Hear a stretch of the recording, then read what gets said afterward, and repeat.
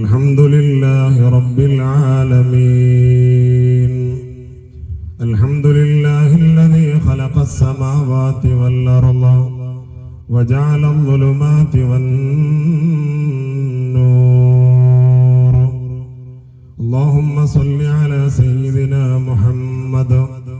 اللهم صل على سيدنا محمد الفاتح لما أغلق والخاتم لما سبق ناصر الحق بالحق والهادي إلى صراطك المستقيم وعلى آله حق قدره ومقداره العظيم. اللهم صل وسلم على طلحة الحق بالحق كنز الأعظم إفاضتك منك إليك إحاطة النور المطلسم. صلى الله عليه وعلى آله صلاة تعرفنا بها إياه. اللهم يا شاهدا غير غريب ويا قريبا غير بعيد ويا غالبا غير مغلوب، اللهم اجعل أمورنا فرجا ومخرجا. اللهم اجعل أمورنا فرجا ومخرجا. اللهم اجعل أمورنا فرجا ومخرجا.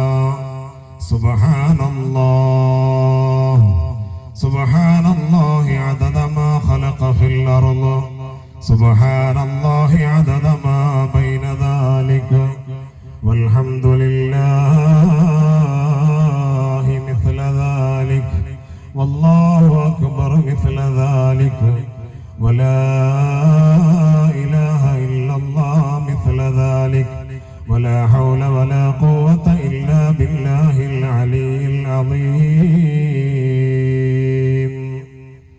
أعوذ بالله من الشيطان الرجيم. بسم الله الرحمن الرحيم. ومن يشاقق الرسول من بعد ما تبين له الهدى ويتبع غير سبيل المؤمنين نوله ما تولى ونصله جهنم وساءت مصيرا. قال سيدنا ونبينا وحبيبنا محمد صلى الله عليه وسلم: لا ينجو أحد بعمله إلى آخر الحديث. شفيعنا رسول الله. يا أهل بدر كلكم كونوا لنا شفعاء في تحصيلنا مأمولنا عند الإله الحاكم المرجو لنا. شفعهم الدارين فينا ربنا. عجل بفتح منك يا رحماننا. عجل بنصر منك يا رحماننا. عجل خلاصا منك يا رحماننا. عجل شفاء منك يا رحماننا.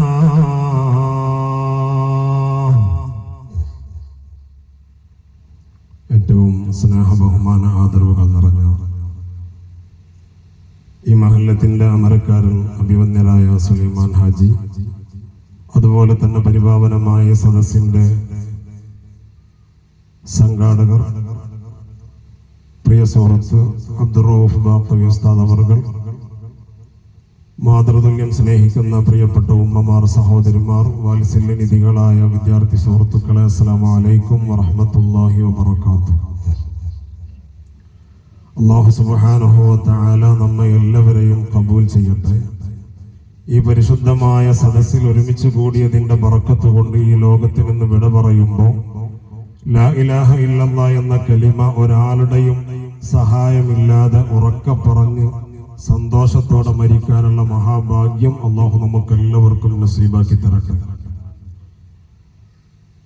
ഈ പരിശുദ്ധമായ സദസ്സിന്റെ തവാബിനെ നമ്മിൽ നിന്ന് മൺമറഞ്ഞു പോയ ഈ നാടിന്റെ ഉന്നമനത്തിനും ഈ നാടിന്റെ വളർച്ചയ്ക്കും ദീനീയായതും ഭൗതികമായതുമായ സകലമാന ഉയർച്ചയ്ക്കും വേണ്ടി പരിശ്രമിച്ച ഒട്ടനേകം വിശിഷ്ട വ്യക്തിത്വങ്ങളുടെ പാദസ്പർശം കൊണ്ട് അനുഗ്രഹീതമായ മണ്ണാണ് പാലക്കൽ മഹലിന്റെ മണ്ണ് എന്ന് എന്നെക്കാൾ കൂടുതൽ നിങ്ങൾക്കൊക്കെ അറിയാം.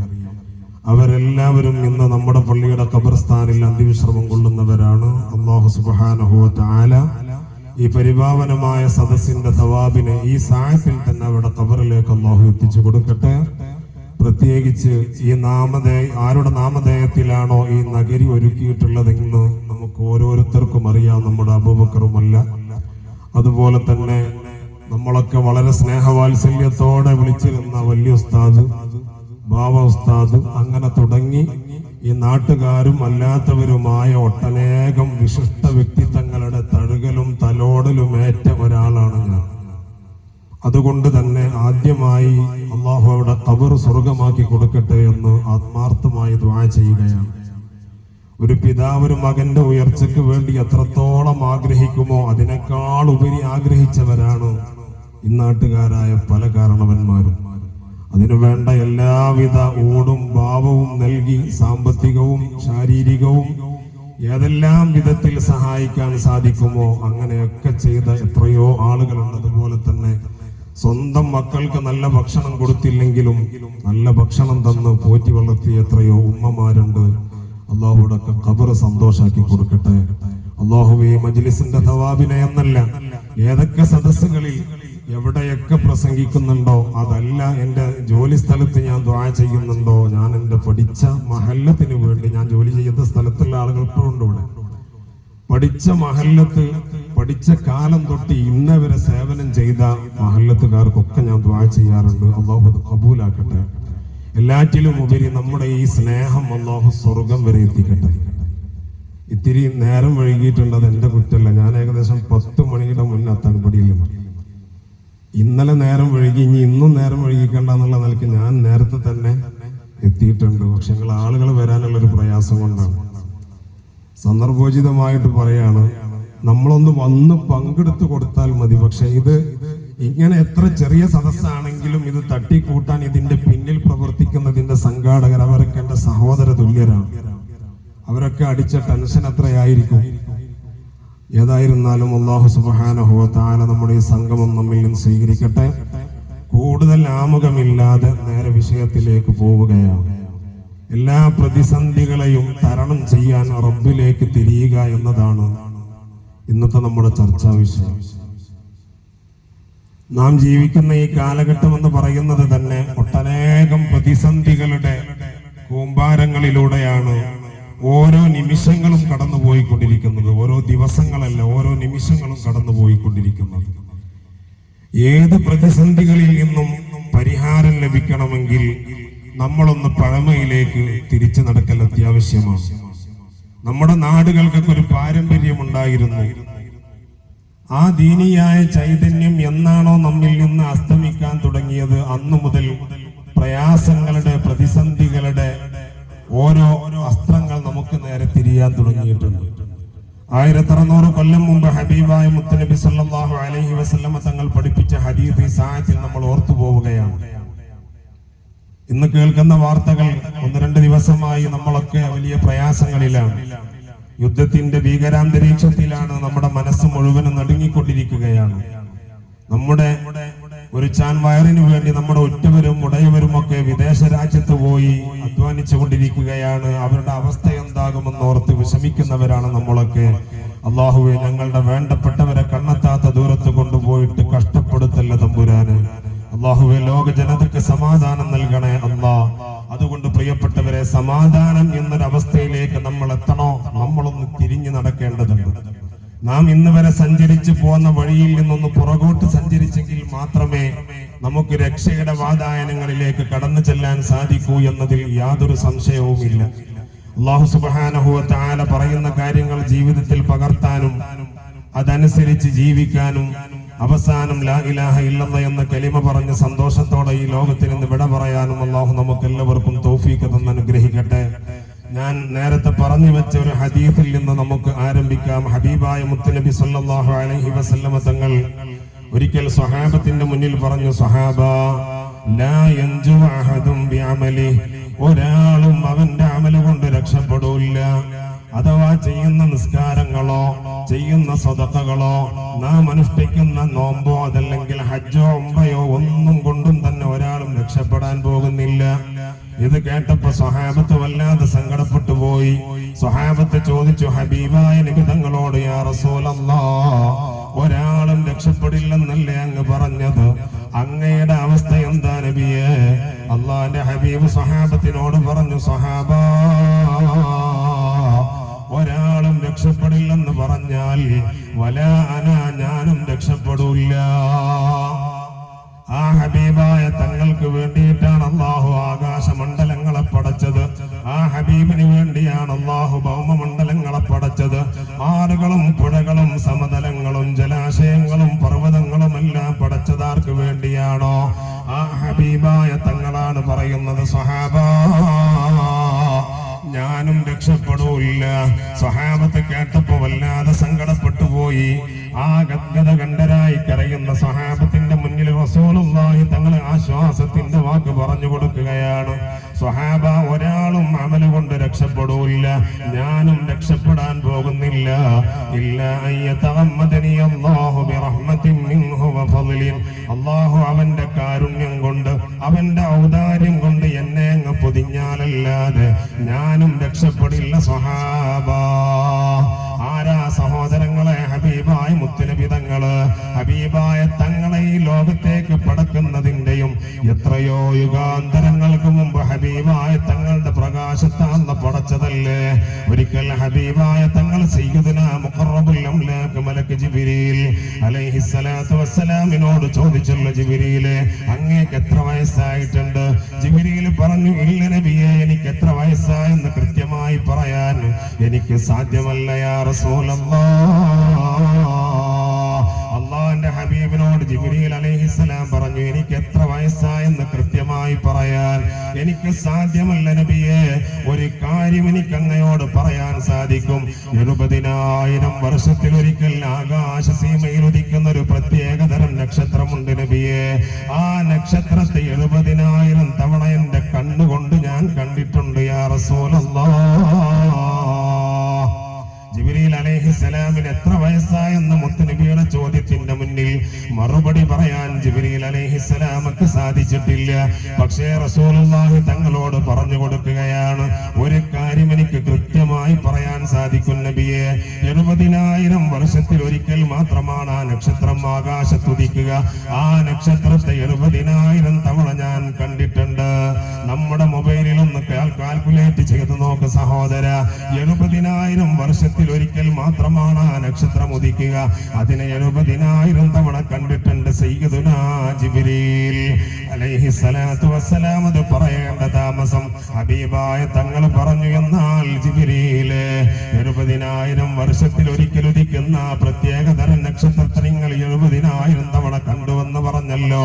ആ നക്ഷത്രം എന്തെന്നറിയോ? അത് എന്റെ പ്രകാശമാണ്. ഹബീബായ തങ്ങൾ ഈ ഭൂമി ലോകത്തേക്ക് ഭൂജാതനാകുന്നതിന്റെയും എത്രയോ കോടാന കോടി വർഷങ്ങൾക്ക് മുമ്പ് ഹബീബായ തങ്ങളുടെ പ്രകാശത്താന്ന് സൃഷ്ടിച്ചു വെച്ചിരിക്കുകയാണ്.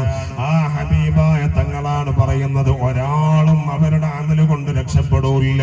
അള്ളാന്റെ കാരുണ്യം കൊണ്ട് അവനെ അങ്ങ് പൊതിഞ്ഞാലല്ലാതെ ഒരാളും രക്ഷപ്പെടൂല്ല, ഞാനും രക്ഷപ്പെടൂല്ല. സഹോദരങ്ങളെ, പരിശുദ്ധ റമദാനിന്റെ റഹ്മത്തിന്റെ 10 നമ്മിൽ നിന്ന് വിട പറഞ്ഞല്ലോ. നമ്മൾ മഗ്ഫിറത്തിന്റെ 10ലേക്ക് കാലെടുത്ത് വെച്ചിരിക്കുകയാണ്.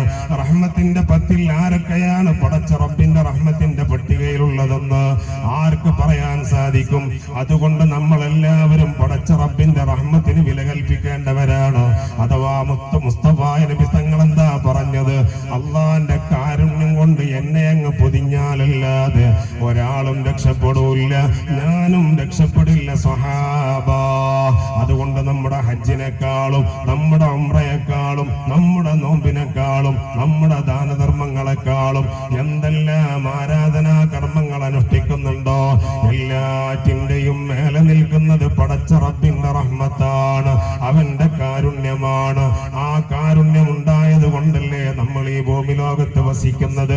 ഒരു വക്ത് നിസ്കാരം ഖളാക്കിയവൻ എന്റെ വായു ശ്വസിക്കണ്ടെന്ന് പടച്ച റബ്ബ് തീരുമാനിച്ചാൽ, എന്റെ വെള്ളം കുടിക്കണ്ടെന്ന് പടച്ച റബ്ബ് തീരുമാനിച്ചാൽ, എന്റെ ഭൂമിയിലൂടെ അവൻ സഞ്ചരിക്കണ്ട എന്ന് പടച്ച റബ്ബ് തീരുമാനിച്ചാൽ ഒരാൾക്കും അതിനെ ചോദ്യം ചെയ്യാനുള്ള അധികാരമില്ല. അതുകൊണ്ടാണല്ലോ ബിസ്മില്ലാഹിർ റഹ്മാനിർ റഹീം. എന്തേ റഹ്മാൻ എന്ന് പറയുന്നത്, എന്തേ റഹീം എന്ന് പറയുന്നത്?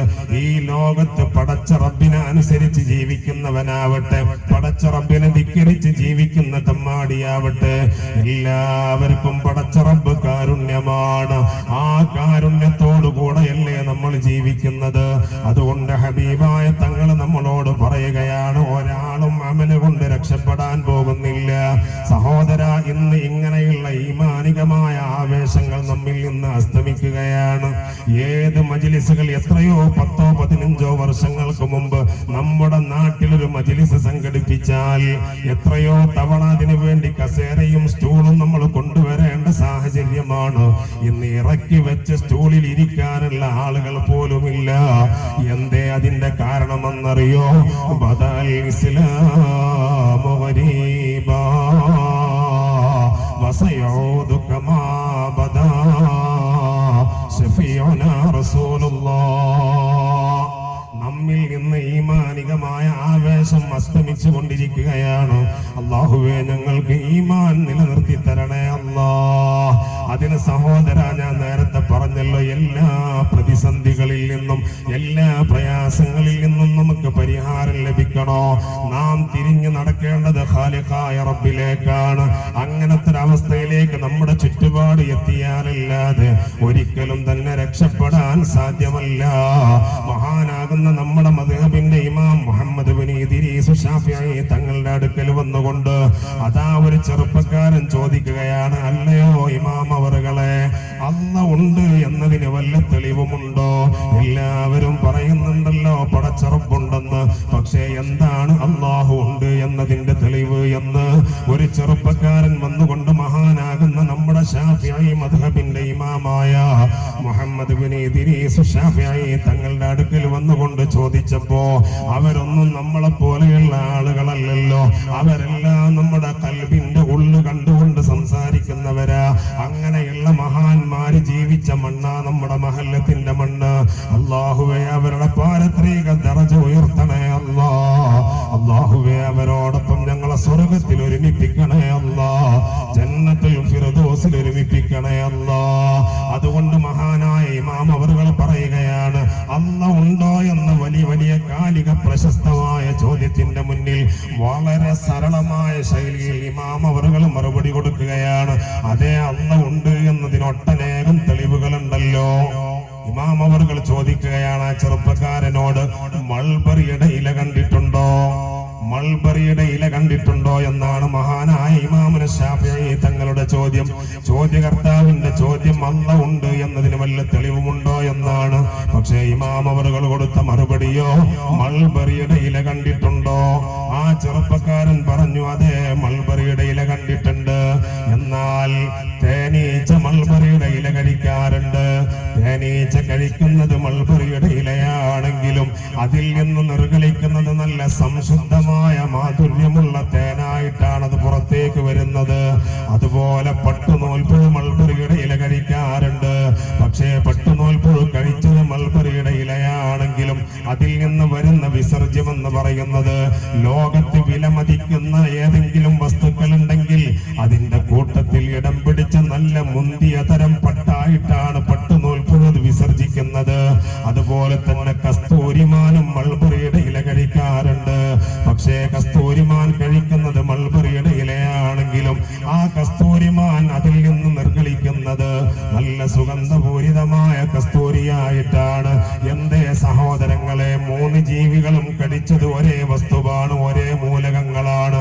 പക്ഷേ 3 ജീവികളിൽ നിന്നും പുറത്തേക്ക് വന്നത് വ്യത്യസ്തങ്ങളായ 3 അമൂലകങ്ങൾ, അമൂല്യമായ വസ്തുക്കളാണ്. എന്തേ ഇതിന്റെ കാരണമെന്നറിയോ? ഇതിന്റെ പിന്നിൽ മുഴുവനും പ്രവർത്തിച്ചതാരെന്നറിയോ? ലില്ലാഹി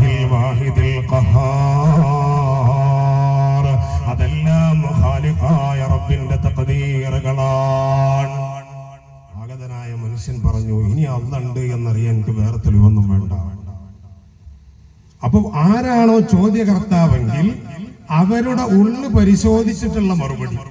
അദ്ദേഹത്തിന് ഭയങ്കര ഹൈടെക് ആയിട്ടുള്ള കാര്യങ്ങൾ പറഞ്ഞു കൊടുത്തിട്ട് കാര്യമില്ല. വളരെ അദ്ദേഹത്തിന് മനസ്സിലാകുന്ന ശൈലിയിൽ തന്നെ അദ്ദേഹത്തിന് മറുപടി കണ്ടു കൊടുത്തു. കാരണം 3 ജീവികളും കഴിച്ചതൊന്നാണ്. 3 ജീവികളിൽ നിന്നും നേടിയത് 3 അമൂല്യങ്ങളായ അമൂല്യമായ 3 വസ്തുക്കളാണ്. ഇതാണ് ഖാലിഖായ റബ്ബെന്ന് പറയുന്നത്.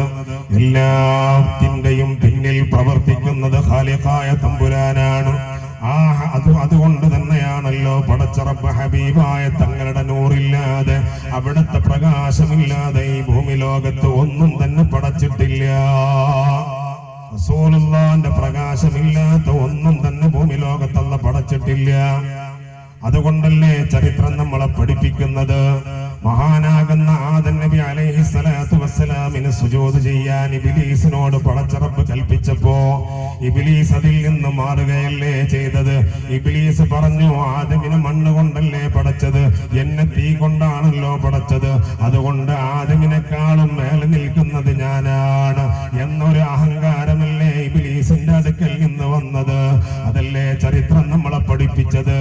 ആദം നബി അലൈഹിസ്സലാത്തു വസ്സലാമിന് ഇബ്ലീസിനോട് സുജൂദ് ചെയ്യാൻ പറഞ്ഞപ്പോൾ അവനെങ്ങാനും ആദം നബി അലൈഹിസ്സലാമിന്റെ മുഖത്ത് റസൂലുള്ളാഹിന്റെ പ്രകാശത്തെ കണ്ടിരുന്നുവെങ്കിൽ ലകാന അവ്വല മൻ സജദ, അഥവാ മലക്കുകൾ സുജൂദ് ചെയ്യുന്നതിന്റെയും മുന്നേ റസൂലുള്ളാഹിന്റെ പ്രകാശത്തെ എങ്ങാനും ഇബ്ലീസ് ആദം നബിയുടെ മുഖത്ത് കണ്ടിരുന്നുവെങ്കിൽ ആദ്യം സുജൂദ് ചെയ്യുന്നവൻ ഇബ്ലീസ് ആകുമായിരുന്നു.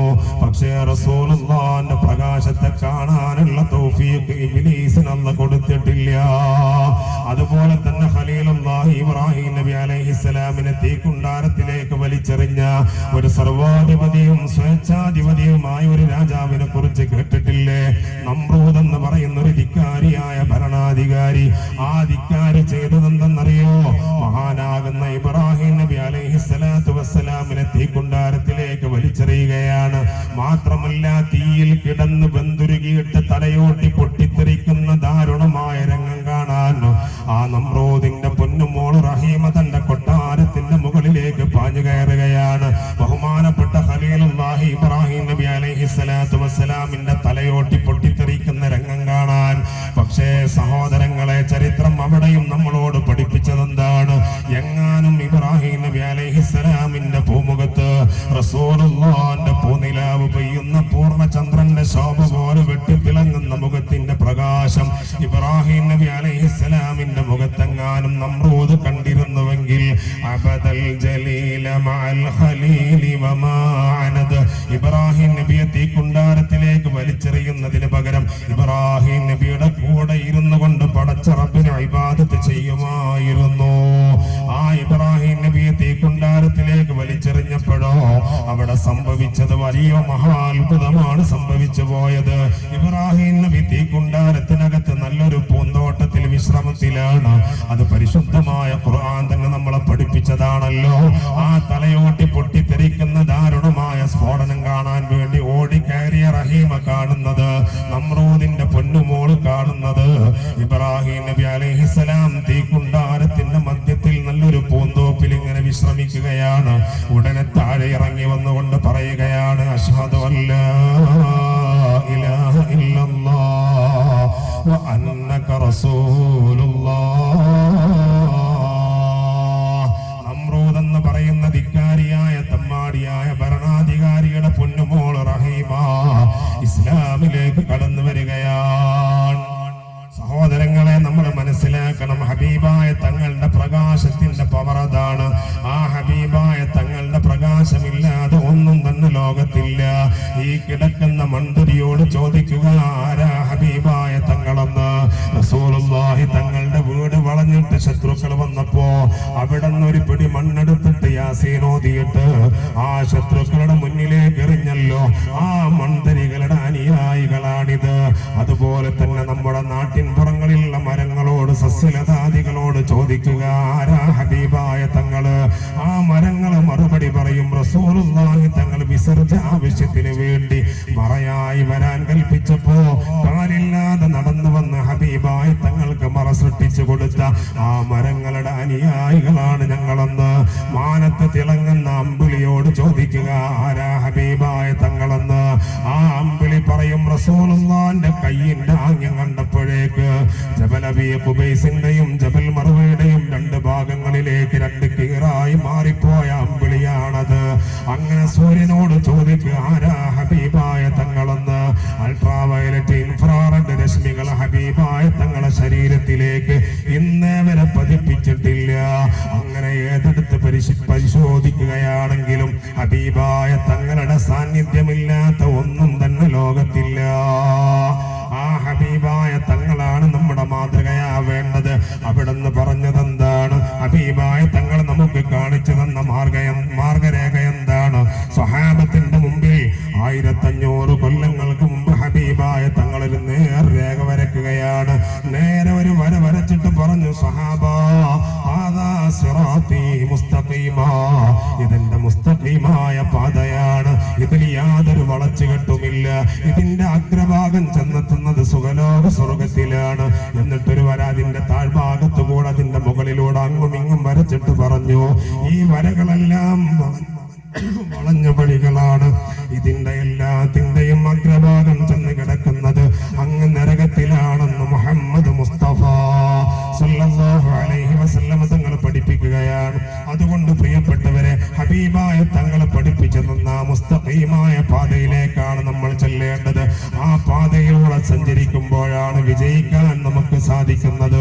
പക്ഷേ നമ്മളാണെങ്കിലോ പിശാചിന്റെ കരവലയങ്ങളിൽ കുടുങ്ങിയിരിക്കുകയാണ്.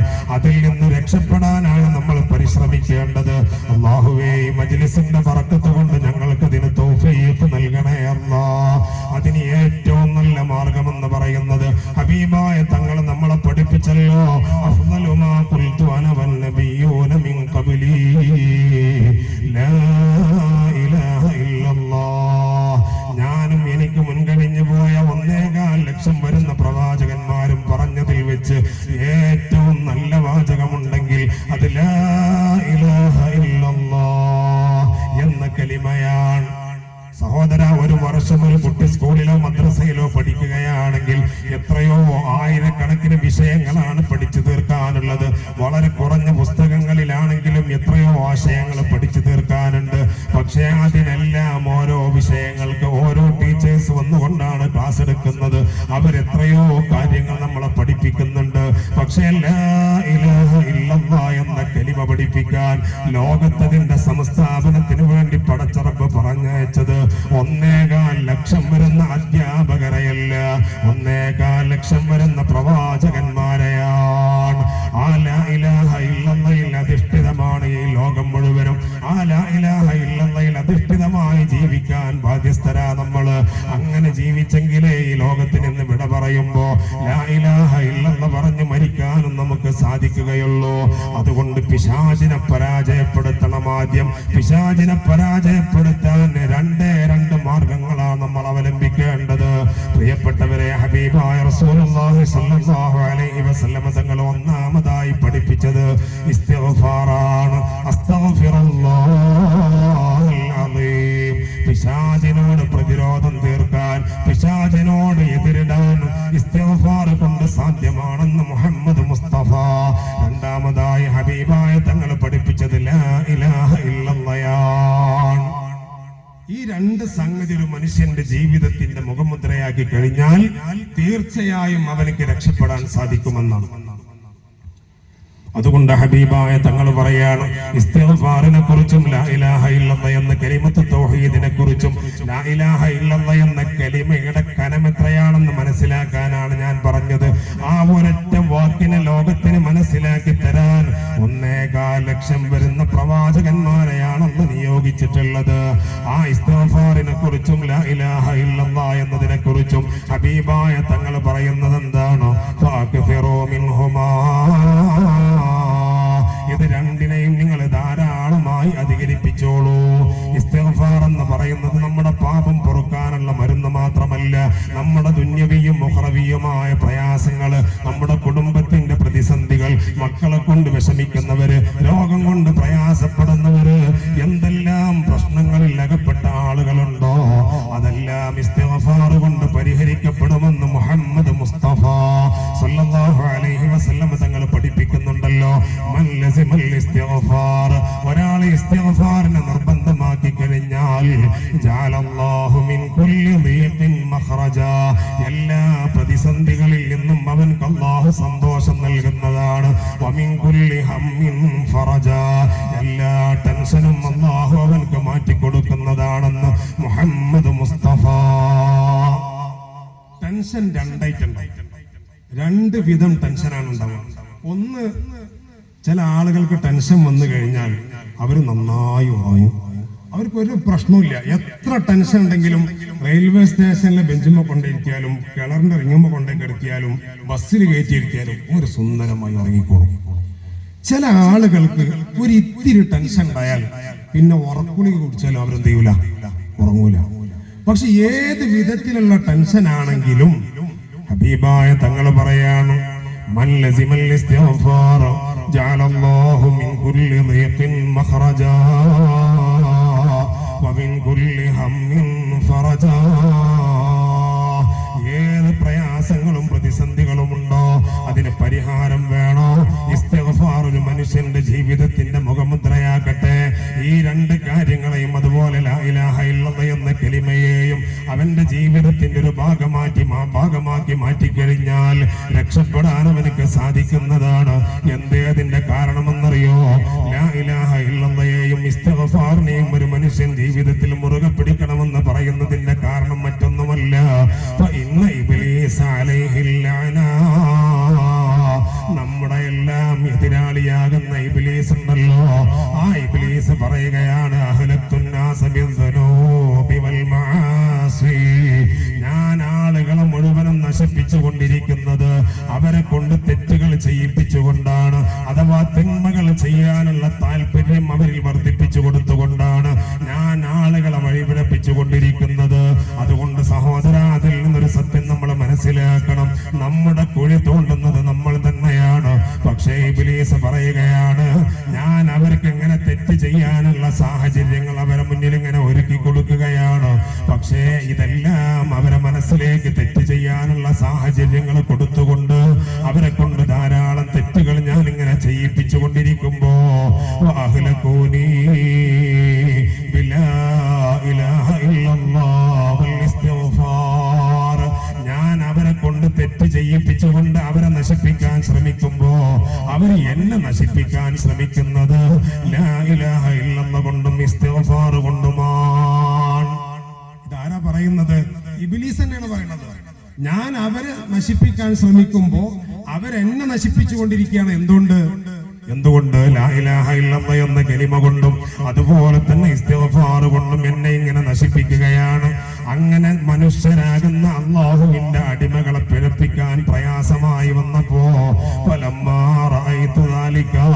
നല്ല ബുദ്ധികൂർമ്മതയുള്ള ഇബ്ലീസ് പറയുകയാണ്, ഇങ്ങനെയുള്ള അവസ്ഥ സംജാതമായപ്പോ അഹ്ലക്തുഹും ബിൽ ഹവാ,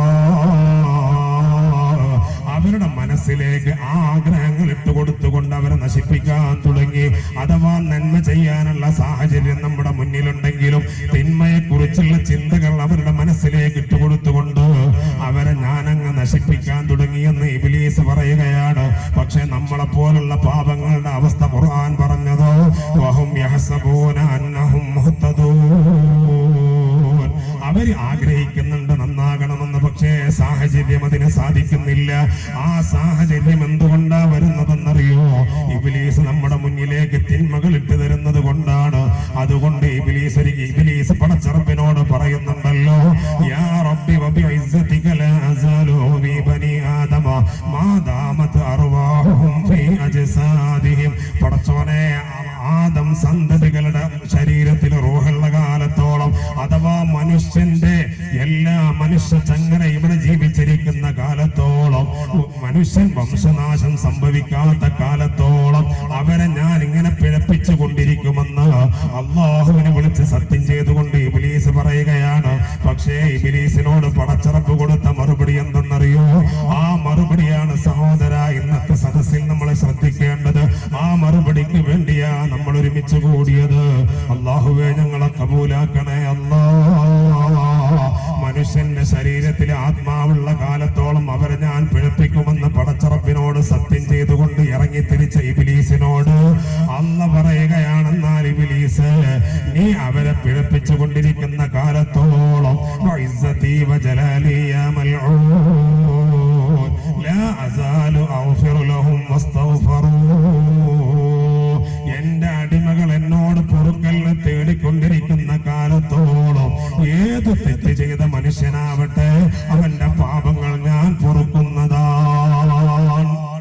ഇബ്ലീസ് അല്ലാഹുവിനോട് പറഞ്ഞു, പടച്ചോനെ, നിന്റെ പ്രതാപത്തെ തന്നെയാണ് സത്യം, ഞാൻ മനുഷ്യരുടെ ജീവനുള്ള കാലത്തോളം അവരെ പിഴപ്പിച്ചു കൊണ്ടിരിക്കും.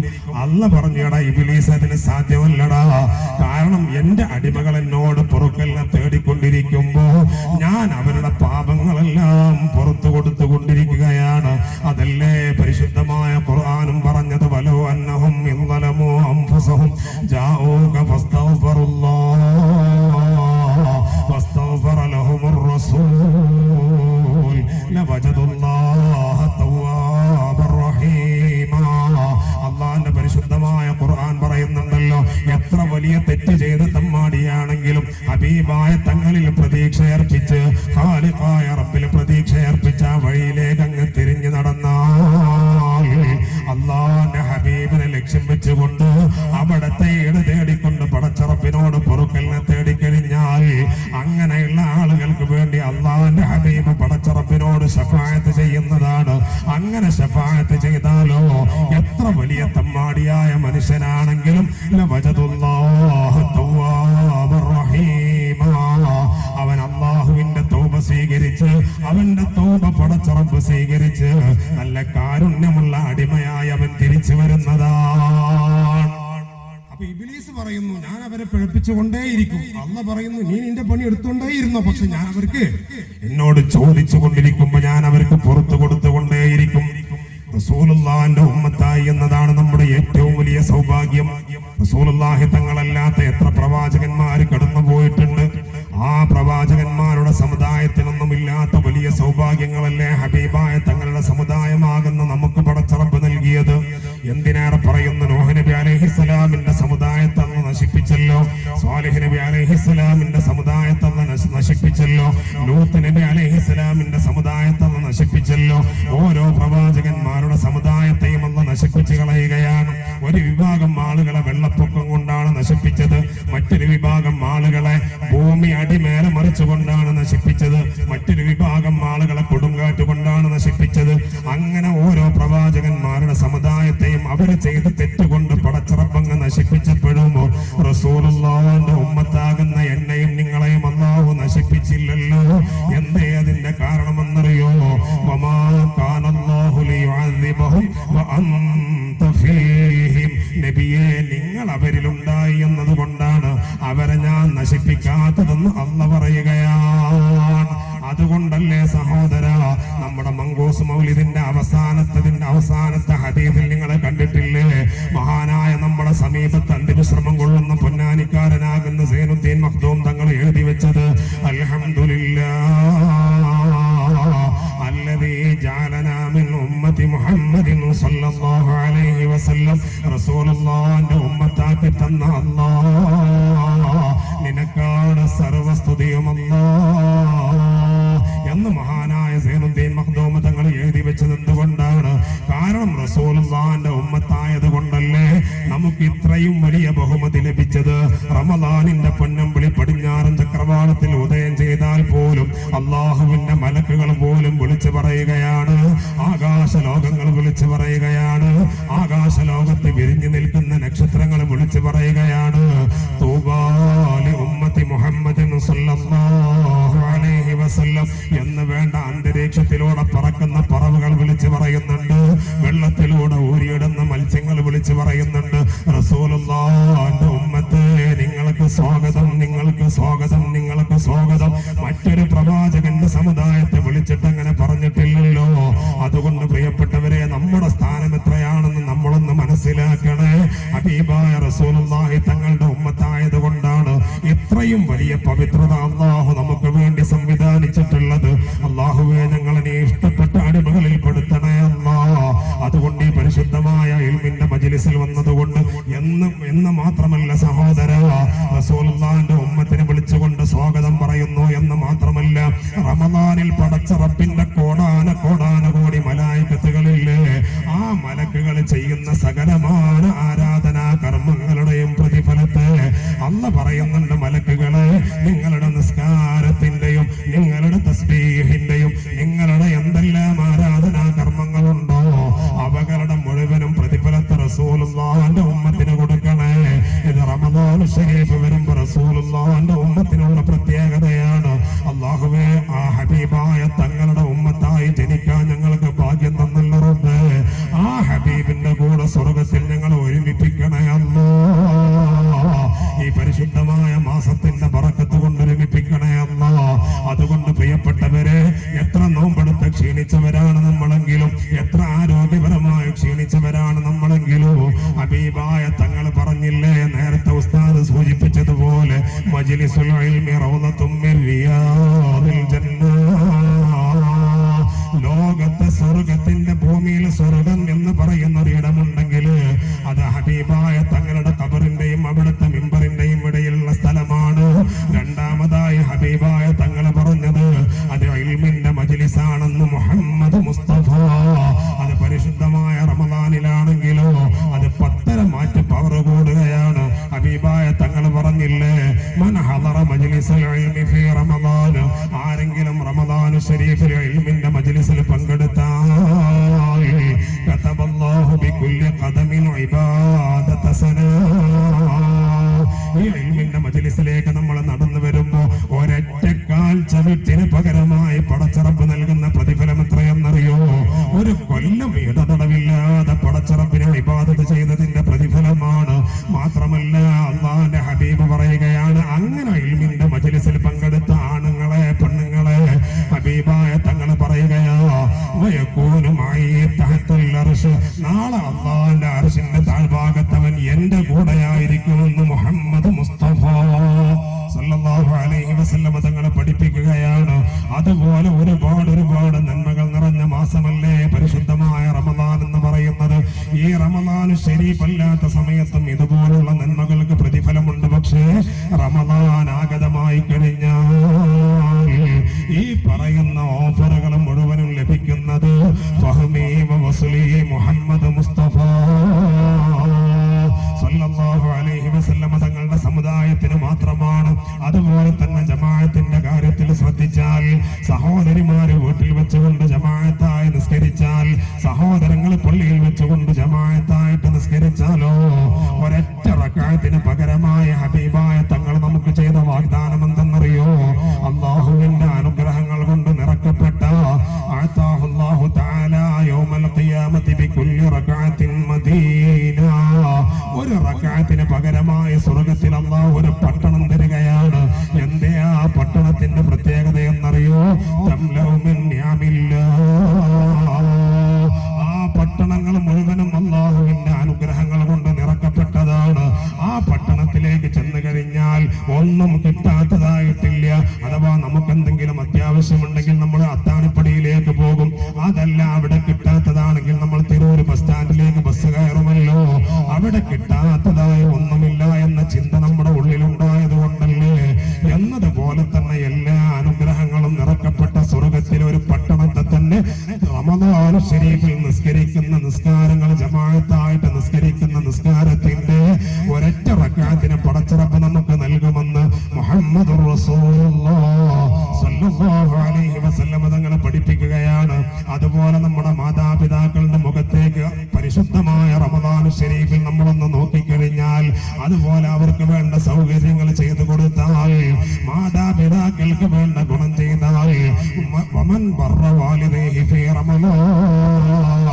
റമദാൻ ശരീഫിൽ നൊന്ത് പ്രസവിച്ച മാതാവിന്റെ അടുക്കൽ പോയി ആശ്വാസത്തിന്റെ വാക്ക് പറഞ്ഞാൽ, അതുപോലെ ജന്മം തന്ന തന്റെ പിതാവിന്റെ ആവശ്യങ്ങൾ അന്വേഷിച്ച് മനസ്സിലാക്കിയത് പരിഹരിച്ചു കൊടുത്താൽ, റമദാൻ ശരീഫിലാണോ ചെയ്യുന്നതെങ്കിൽ അല്ലാഹുവിന്റെ കാരുണ്യത്തിന്റെ തിരുനോട്ടം ലഭിക്കുന്നതാണ്. അവസാനിക്കുന്നില്ല, മുത്തുനബി പറയാ, അവനക്ക് ഞാൻ സ്വർഗം വാങ്ങിക്കൊടുക്കുമെന്ന് മുഹമ്മദ് മുസ്തഫ. ഇതൊക്കെ റമദാൻ ആയതുകൊണ്ട് കിട്ടിയ നേട്ടം. ഈ പറയുന്ന സംഗതികളൊക്കെ റമദാൻ അല്ലാത്തപ്പോഴും നമ്മൾ ചെയ്യേണ്ടതാണ്. പക്ഷേ ഇത് റമദാനിലെത്തിയപ്പോഴേക്ക് എന്ത് ചെയ്തു? അതിന്റെ പ്രതിഫലം ഇരട്ടിച്ചു. 10 മാറ്റായിട്ട് അത് വർദ്ധിച്ചുകൊണ്ടിരിക്കുകയാണ്. അതുകൊണ്ടാണ് പ്രിയപ്പെട്ടവരെ ഞാൻ പറയുന്നത്, റസൂലുള്ളാഹിന്റെ ഉമ്മത്തായി എന്നതിലും വലിയൊരു സൗഭാഗ്യം വേറെയൊന്നുമില്ല. അതുകൊണ്ടാണ് ലാ ഇലാഹ ഇല്ലല്ലാഹ് എന്ന കലിമയിലേക്ക് നമ്മൾ തിരിച്ചു വരണമെന്ന് പറയുന്നത്. ലാ ഇലാഹ ഇല്ലല്ലാഹ് എന്ന കലിമയിലേക്ക് വരണം, അഥവാ പടച്ചറബിലേക്ക് നമ്മളൊന്ന് തിരിഞ്ഞു നടക്കേണ്ടതുണ്ട്. ഹബീബായ റസൂലുള്ളാഹി സ്വല്ലല്ലാഹു അലൈഹി വസല്ലം തങ്ങൾ വെറുതെ പറഞ്ഞതല്ലല്ലോ. എന്തെല്ലാം കാര്യങ്ങൾ ഹബീബായ തങ്ങൾ ഈ ലോകത്തോട് പഠിപ്പിച്ചിട്ടാണ് ഇവിടെ നിന്ന് യാത്ര പോയത്. പക്ഷേ ഹബീബായ മുത്തനബി സ്വല്ലല്ലാഹു അലൈഹി വസല്ലം തങ്ങൾ എന്തേ പറഞ്ഞത്? ഞാനും എന്റെ മുൻകഴിഞ്ഞ പ്രവാചകന്മാരും പറഞ്ഞതിൽ വെച്ച് ഏറ്റവും നല്ല വാക്ക് ലാ ഇലാഹ ഇല്ലല്ലാഹയാണ്.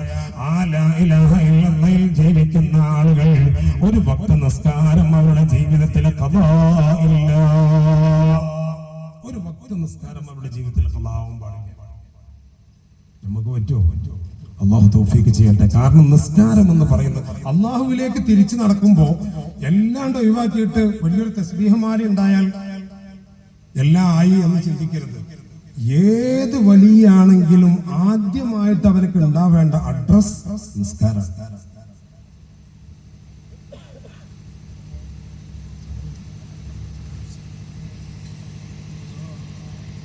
ഒരിക്കലും തന്നെ രക്ഷപ്പെടാൻ നമുക്ക് സാധ്യമല്ല. എന്തിനേറെ ഹബീബായ തങ്ങൾ പോലും സക്കറാത്തിന്റെ രോഗത്തിൽ പോലും ഹബീബായ തങ്ങൾ നിസ്കാരത്തിന്റെ കാര്യത്തിൽ ശ്രദ്ധിച്ചിട്ടുണ്ട്. മഹാനാകുന്ന ഇബ്രാഹിം നബി അലൈഹിസ്സലാത്തു വസ്സലാം ഹബീബായ റസൂലുള്ളാഹി സ്വല്ലല്ലാഹു അലൈഹി വസല്ലം തങ്ങൾ നിസ്കാരത്തിന്റെ കാര്യത്തിൽ ശ്രദ്ധിച്ചവരാണ്. ഖലീലുള്ളാഹി ഇബ്രാഹിം നബി അലൈഹിസ്സലാത്തു വസ്സലാം നിസ്കാരത്തിന്റെ കാര്യത്തിൽ ശ്രദ്ധിച്ചവരാണ്. സയ്യിദുനാ ഇദ്രീസ് അലൈഹിസ്സലാത്തു വസ്സലാം നിസ്കാരത്തിന്റെ കാര്യത്തിൽ ശ്രദ്ധിച്ചവരാണ്. നമ്മുടെ നാട്ടിലൊക്കെ ഒരു പെണ്ണിന് ഗർഭമുണ്ടെന്നറിഞ്ഞാൽ അവർക്ക് കൊടുക്കുന്ന പരിരക്ഷ എത്രയാണ്? അവൾ പ്രസവിച്ചു കഴിഞ്ഞാൽ പിന്നെ പറയേണ്ടതില്ല, നല്ല ഉന്നതമായ സോപാനങ്ങളാണ്. പക്ഷേ ഒരു നൊന്ത് പ്രസവിച്ച ഒരു പെണ്ണും ഒരു ചോര പൈതലുമായിട്ട് നല്ല രീതിയിൽ നടക്കാൻ പോലും പറ്റാത്ത കാബാലയത്തിന്റെ അന്ന് ഉമ്മുൽ ഖുറാ എന്നറിയപ്പെടുന്ന ഒരു പ്രത്യേകമായ സ്ഥലത്ത് കൊണ്ടുപോയി താമസിപ്പിച്ച് തിരിച്ചു പോരുന്ന സമയത്ത് ഖുർആൻ പറയുന്നുണ്ടല്ലോ, എന്തിനു വേണ്ടിയിട്ടാണ് ഹാജറ ബീവിയെയും തന്റെ പിഞ്ചോമനെയും കൊണ്ടുപോയിട്ട് കാബാ ശരീഫിന്റെ ചാരത്ത് കൊണ്ട് പാർപ്പിച്ചത്? കുടിക്കാൻ ഇറ്റ് വെള്ളമില്ലാതെ നല്ലപോലെ നടക്കാൻ പോലും സാധിക്കാത്ത ഉരുണ്ട പാറകൾ നിറഞ്ഞൊരു പ്രത്യേകമായ പ്രദേശമാണ് അന്ന് മക്ക ഉമ്മുൽ ഖുറാ എന്നറിയപ്പെടുന്ന രാജ്യം. അവിടെ കൊണ്ടുപോയിട്ട് പാർപ്പിച്ച് തിരിച്ചു പോരുന്ന സമയത്ത് ഖുർആൻ നമ്മളെ പഠിപ്പിച്ചില്ലേ, റബ്ബനാ ലിയുഖീമുസ്സലാഹ്. എന്തിനു വേണ്ടി കൊണ്ടാക്കിയെന്ന ഖുർആൻ പറഞ്ഞത്? അവർ നിസ്കരിക്കുന്നവരാവാൻ വേണ്ടിയിട്ട്. അതുപോലെ തന്നെ ഹബീബായ തങ്ങളും എന്നിട്ട് ഈ വിഷയങ്ങളെല്ലാം ചർച്ച ചെയ്തിട്ട് ഖുർആൻ പറയുന്ന എന്നെ പറ്റിയും നിങ്ങളെ പറ്റിയും പറയുന്ന ഒരു ആയത്തുണ്ട്. ഈ വിഭാഗം ആളുകളുടെ കാലഘട്ടമെല്ലാം കഴിഞ്ഞാൽ ഫഖലഫ മിൻ ബഅദിഹിം ഖൽഫുൻ അദാഉസ് സ്വലാഹ വത്തബഉസ് ശഹവാത് ഫസൗഫ യൽഖൂന ഗയ്യാ. ഹബീബായ തങ്ങളുടെ സക്കറാത്തിന്റെ നേരത്ത് പോലും നിസ്കാരത്തിൽ കാണിച്ച കടിശത, അതുപോലെ തന്നെ ഇബ്രാഹിം നബി അലൈഹിസ്സലാത്തു വസ്സലാം തന്റെ കുടുംബത്തിന് നിസ്കാരത്തിന്റെ കാര്യത്തിൽ കാണിച്ചു കൊടുത്തത്, ഇദ്രീസ് അലൈഹിസ്സലാം കാണിച്ചു കൊടുത്തത്, ഈ ചരിത്രമെല്ലാം പറഞ്ഞിട്ട് ഖുർആൻ പറയുന്നുണ്ട് ഇനി ഒരു കാലഘട്ടത്തിൽ ഒരു വിഭാഗം ആളുകൾ വരാനുണ്ട്. ആ ആളുകളുടെ പ്രത്യേകത എന്തെന്നറിയോ? അല്ലാഹുസ് സ്വലാഹ്, അവര് നിസ്കാരത്തെ നാശാക്കുന്നവരാണ്, നിസ്കാരത്തെ പാഴാക്കി കളയുന്നവരാണ്. നിസ്കാരത്തിന് ഒരു വിലയും ഒരു കൊടുക്കില്ല. മാത്രമല്ല എന്താണ് അവരുടെ ശരീരം അവരോട് കൽപ്പിക്കുന്നത്, ആ കാര്യങ്ങളിലേക്ക് മാത്രം നീങ്ങുന്ന ആളുകളാണ്. എന്നാൽ അങ്ങനെ അവര് ജീവിച്ച് അവസാനം അവര് ഈ ലോകത്തിൽ നിന്ന് വിട പറഞ്ഞിട്ട് റബ്ബിന്റെ കോടതിയിലെത്തുമ്പോ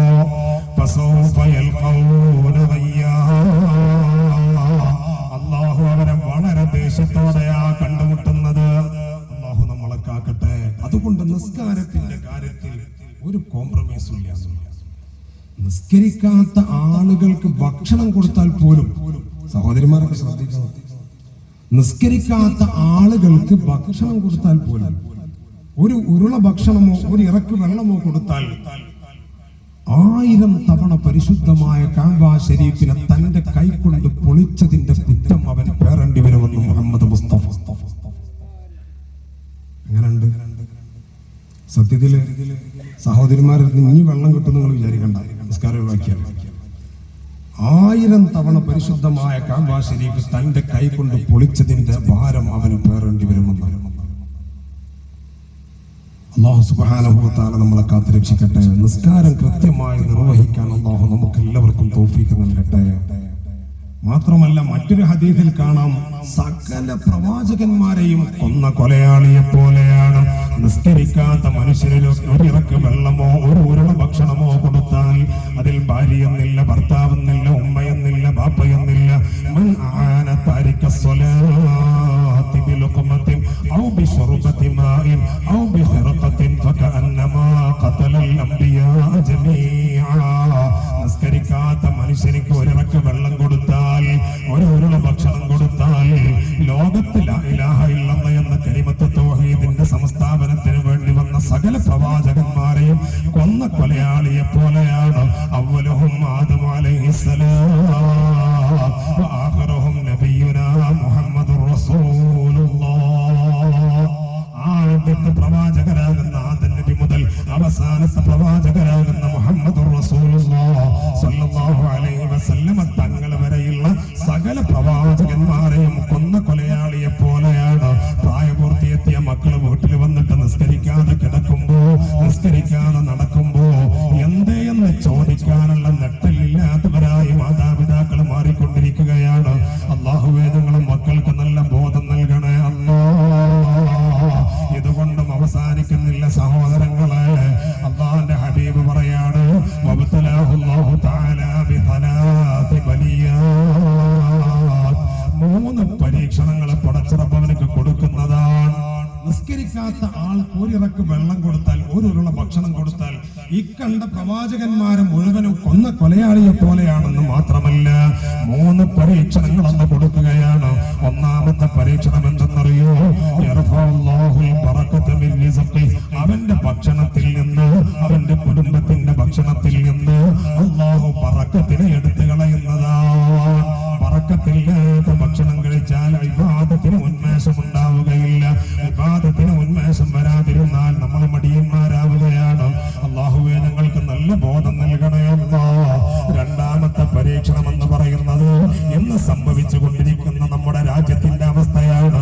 ഭരണാധികാരികൾ മുഴുവനും നമുക്കെതിരെ തിരിഞ്ഞുകൊണ്ടിരിക്കുന്ന ഒരു വല്ലാത്ത അവസ്ഥയാണ്. ഞാൻ വിശദീകരിക്കുന്നില്ല. മൂന്നാമത്തെ പരീക്ഷണം എന്തെന്നറിയോ? യഖ്റുജു മിനദ് ദുനിയാ ബിഗൈരിൽ ഈമാൻ. നിസ്കരിക്കാത്ത ഒരാൾ പിറർക്ക് വെള്ളം കൊടുത്താൽ, അതല്ലെങ്കിൽ ഒരിറക്ക് ഭക്ഷണം കൊടുത്താൽ അവൻ ഈമാനില്ലാതെ ചത്തുപോകേണ്ട അവസ്ഥയാണ്. യഖ്റുജു മിനദ് ദുനിയാ ബിഗൈരിൽ ഈമാൻ. ഈമാനില്ലാതെ മരിക്കേണ്ട അവസ്ഥയാണ്. അല്ലാഹുവേ ഞങ്ങളെ കാക്കണേ അല്ലാഹ്. അതുകൊണ്ട് നിസ്കാരത്തിന്റെ കാര്യത്തിൽ ശ്രദ്ധിക്കണേ. അല്ലാഹുവിന്റെ ഹബീബ് പറഞ്ഞൊരു ഹദീസ് നമ്മുടെ നെഞ്ചിലൊന്ന് കുത്തിവെക്കണേ സഹോദര.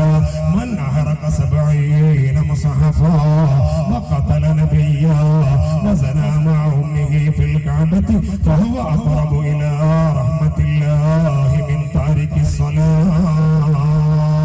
ഒരാൾ പരിശുദ്ധമായ ഖുർആൻ അതിന്റെ 70 കോപ്പികളെ സ്വന്തം കൈകൊണ്ടങ്ങ് കരിച്ചു കളഞ്ഞു. മന്നഹറക 70 മുസഹഫാ. അതുപോലെ തന്നെ നമ്മളിലേക്ക് വന്ന പ്രവാചകന്മാരിൽ ഏതെങ്കിലും ഒരു നബിയെ നമ്മളങ്ങ് കൊന്നുകളഞ്ഞു. ഏതെങ്കിലും ഒരു നബിയെ നമ്മളങ്ങ് കൊന്നുകളഞ്ഞു. നമുക്ക് ചിന്തിക്കാൻ പറ്റുമോ? മാത്രമല്ല നമ്മളെല്ലാവരും നെഞ്ചേറ്റുന്ന മരിക്കുന്നതിന്റെ മുമ്പ് അല്ലാഹുവേ ഞങ്ങൾ ആ പുണ്യഭൂമിയിൽ എത്തിക്കണേ അല്ലാഹ്. ഹറമൈനി ശരീഫൈനി കാണാതെ ഞങ്ങളെ മരിപ്പിക്കല്ല റബ്ബേ.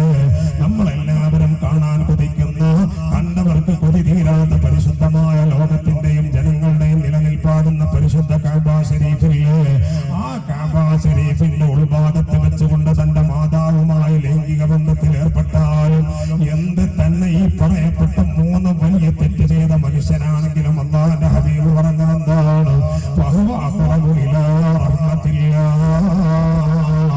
അവന് ഒരുപക്ഷേ പടച്ചിറപ്പ് പുറത്തു കൊടുത്തേക്കാം. എന്നാലും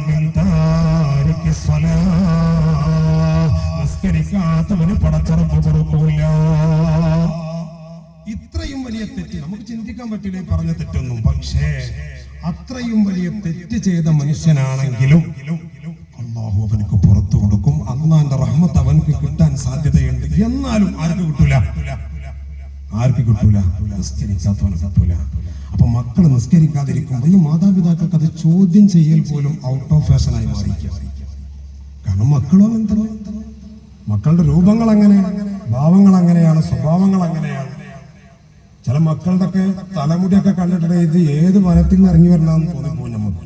അള്ളാഹു നമ്മളെ മക്കൾക്കൊക്കെ നല്ല ബോധം കൊടുക്കട്ടെ. മാതാപിതാക്കൾക്ക് സ്വർഗം വാങ്ങിത്തരുന്ന മക്കളുടെ കൂട്ടത്തിൽ അള്ളാഹുവെ ഞങ്ങളെയും ഞങ്ങളെ മക്കളെയും നീ ഉൾപ്പെടുത്തണേ അല്ലാഹ്. അതുകൊണ്ട് നിസ്കരിക്കാത്തവനെ ഒരു ചർച്ചയില്ല. അതുകൊണ്ടാണ് അള്ളാഹുവിലേക്ക് തിരിയുക എന്ന് പറഞ്ഞതിന്റെ ആദ്യ സ്റ്റെപ്പിലേക്ക് നമ്മൾ എത്തിയിട്ടുള്ളത്.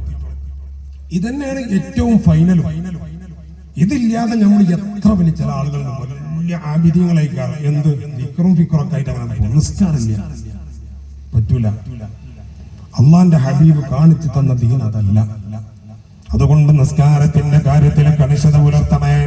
അതുപോലെ ആദ്യം പടച്ചറമ്പിലേക്ക് അടുക്കാൻ നമ്മൾ ചെയ്യേണ്ടതാണ്.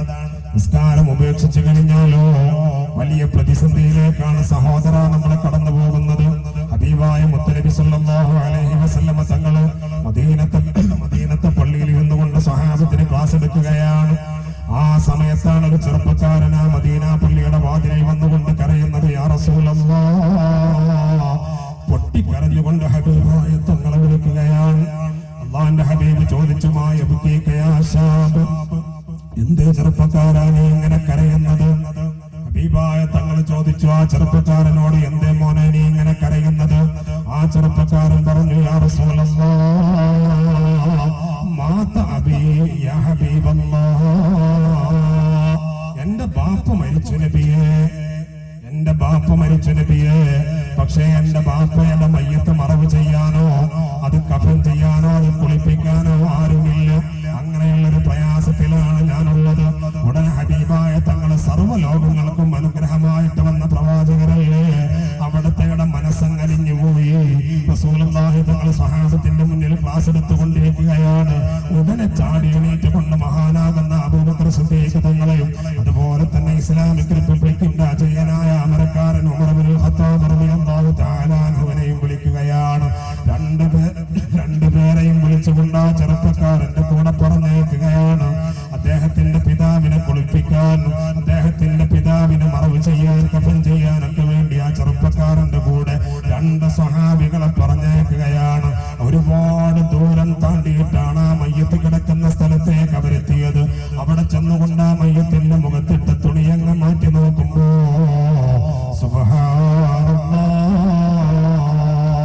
ഉടനെ അവർ തിരിച്ച് റസൂലുള്ളാഹിന്റെ സന്നിധിയിലേക്ക് ഓടുകയാണ്.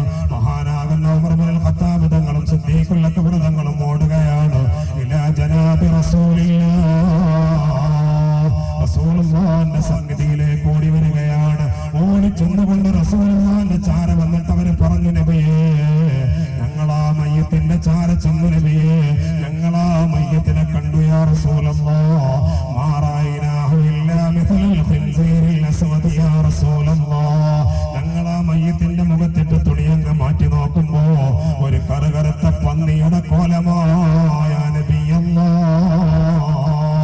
അല്ലാഹുവിന്റെ ഹബീബ് ചാടി എണീറ്റ് സഹാബത്തിന്റെ കൂടെ നേരെ ചെല്ലുകയാണ് ആ മയ്യത്തിന്റെ അടുക്കലേക്ക്. റസൂലുള്ളാഹിന്റെ റിസാലത്തിന്റെ കൈകൊണ്ട് മുഖത്തിട്ട് തുണിയങ്ങ് പൊക്കി നോക്കുമ്പോ സുബ്ഹാനല്ലാഹ്, ഒരു കറുകറുത്ത പന്നിയുടെ മുഖമാണ് ആ മനുഷ്യന്റെ മുഖം. ഉടനെ ഹബീബായ തങ്ങൾ പറഞ്ഞു, ആ മനുഷ്യന്റെ മയ്യത്ത് കുളിപ്പിക്കണേ. ആ മനുഷ്യന്റെ മയ്യത്ത് കുളിപ്പിക്കാൻ ആവശ്യപ്പെടുകയാണ്. റസൂലുള്ളാഹി സ്വല്ലല്ലാഹു അലൈഹി വസല്ലം തങ്ങൾ പടച്ച റബ്ബിന്റെ ദർബാറിലേക്ക് കൈകളുയർത്തി ദുആ ചെയ്യുകയാണ്. ആ മനുഷ്യന്റെ മുഖം പൂർണ്ണ സ്ഥിതിയിലേക്ക് കൊടുക്കാൻ വേണ്ടി ഹബീബായ തങ്ങളങ്ങ് ദുആ ചെയ്തപ്പോ ആ മനുഷ്യന്റെ മുഖം എങ്ങനെയെന്നറിയോ? പൂനിലാവ് പെയ്യുന്ന പൂർണ്ണ ചന്ദ്രന്റെ ശോഭ പോലെ വെട്ടിത്തിളങ്ങുന്ന മുഖമായി മാറുകയാണ്. കാരണം ദുആ ചെയ്തത് ആരെന്നറിയോ? റഹ്മത്തുൽ ലിൽ ആലമീൻ മുഹമ്മദ് മുസ്തഫ സല്ലല്ലാഹു അലൈഹി വസല്ലം തങ്ങളാ ദുആ ചെയ്തത്. ആ മനുഷ്യന്റെ മുഖം അങ്ങ് തിളങ്ങാൻ തുടങ്ങി. റസൂലുള്ളാഹി സല്ലല്ലാഹു അലൈഹി വസല്ലം തങ്ങളാണ് ആ മയ്യത്തിന് ഇമാമായി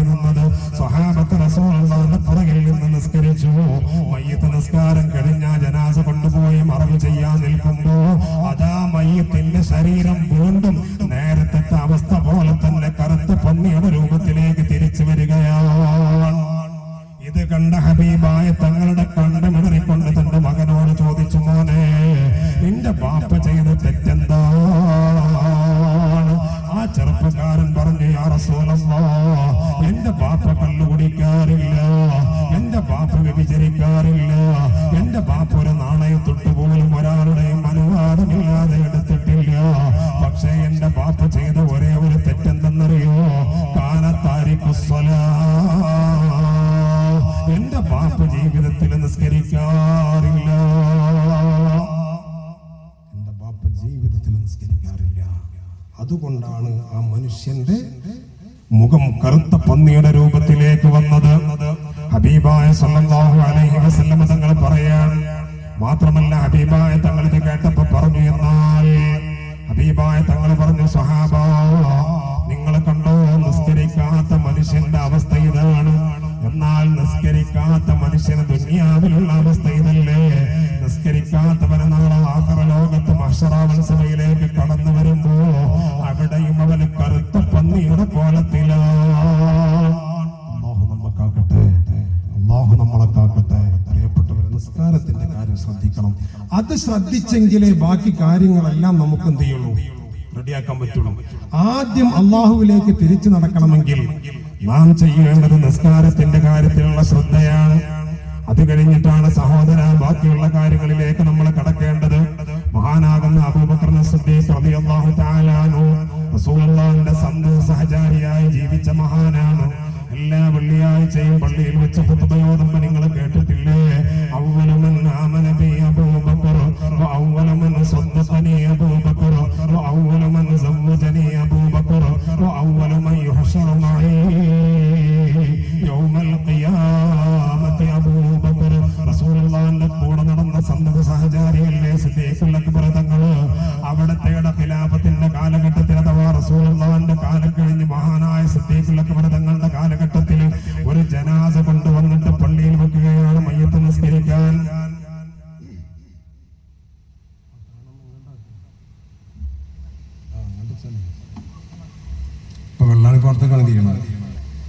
അബൂബക്കർ സിദ്ദീഖ് തങ്ങൾ മയ്യത്ത് നിസ്കാരത്തിന് ഇമാമ് നിൽക്കാൻ വേണ്ടി മയ്യത്തിന്റെ അടുത്തേക്ക് ചെന്നപ്പോ കഫൻ തുണി ഇങ്ങനെ ഇളകുകയാണ്.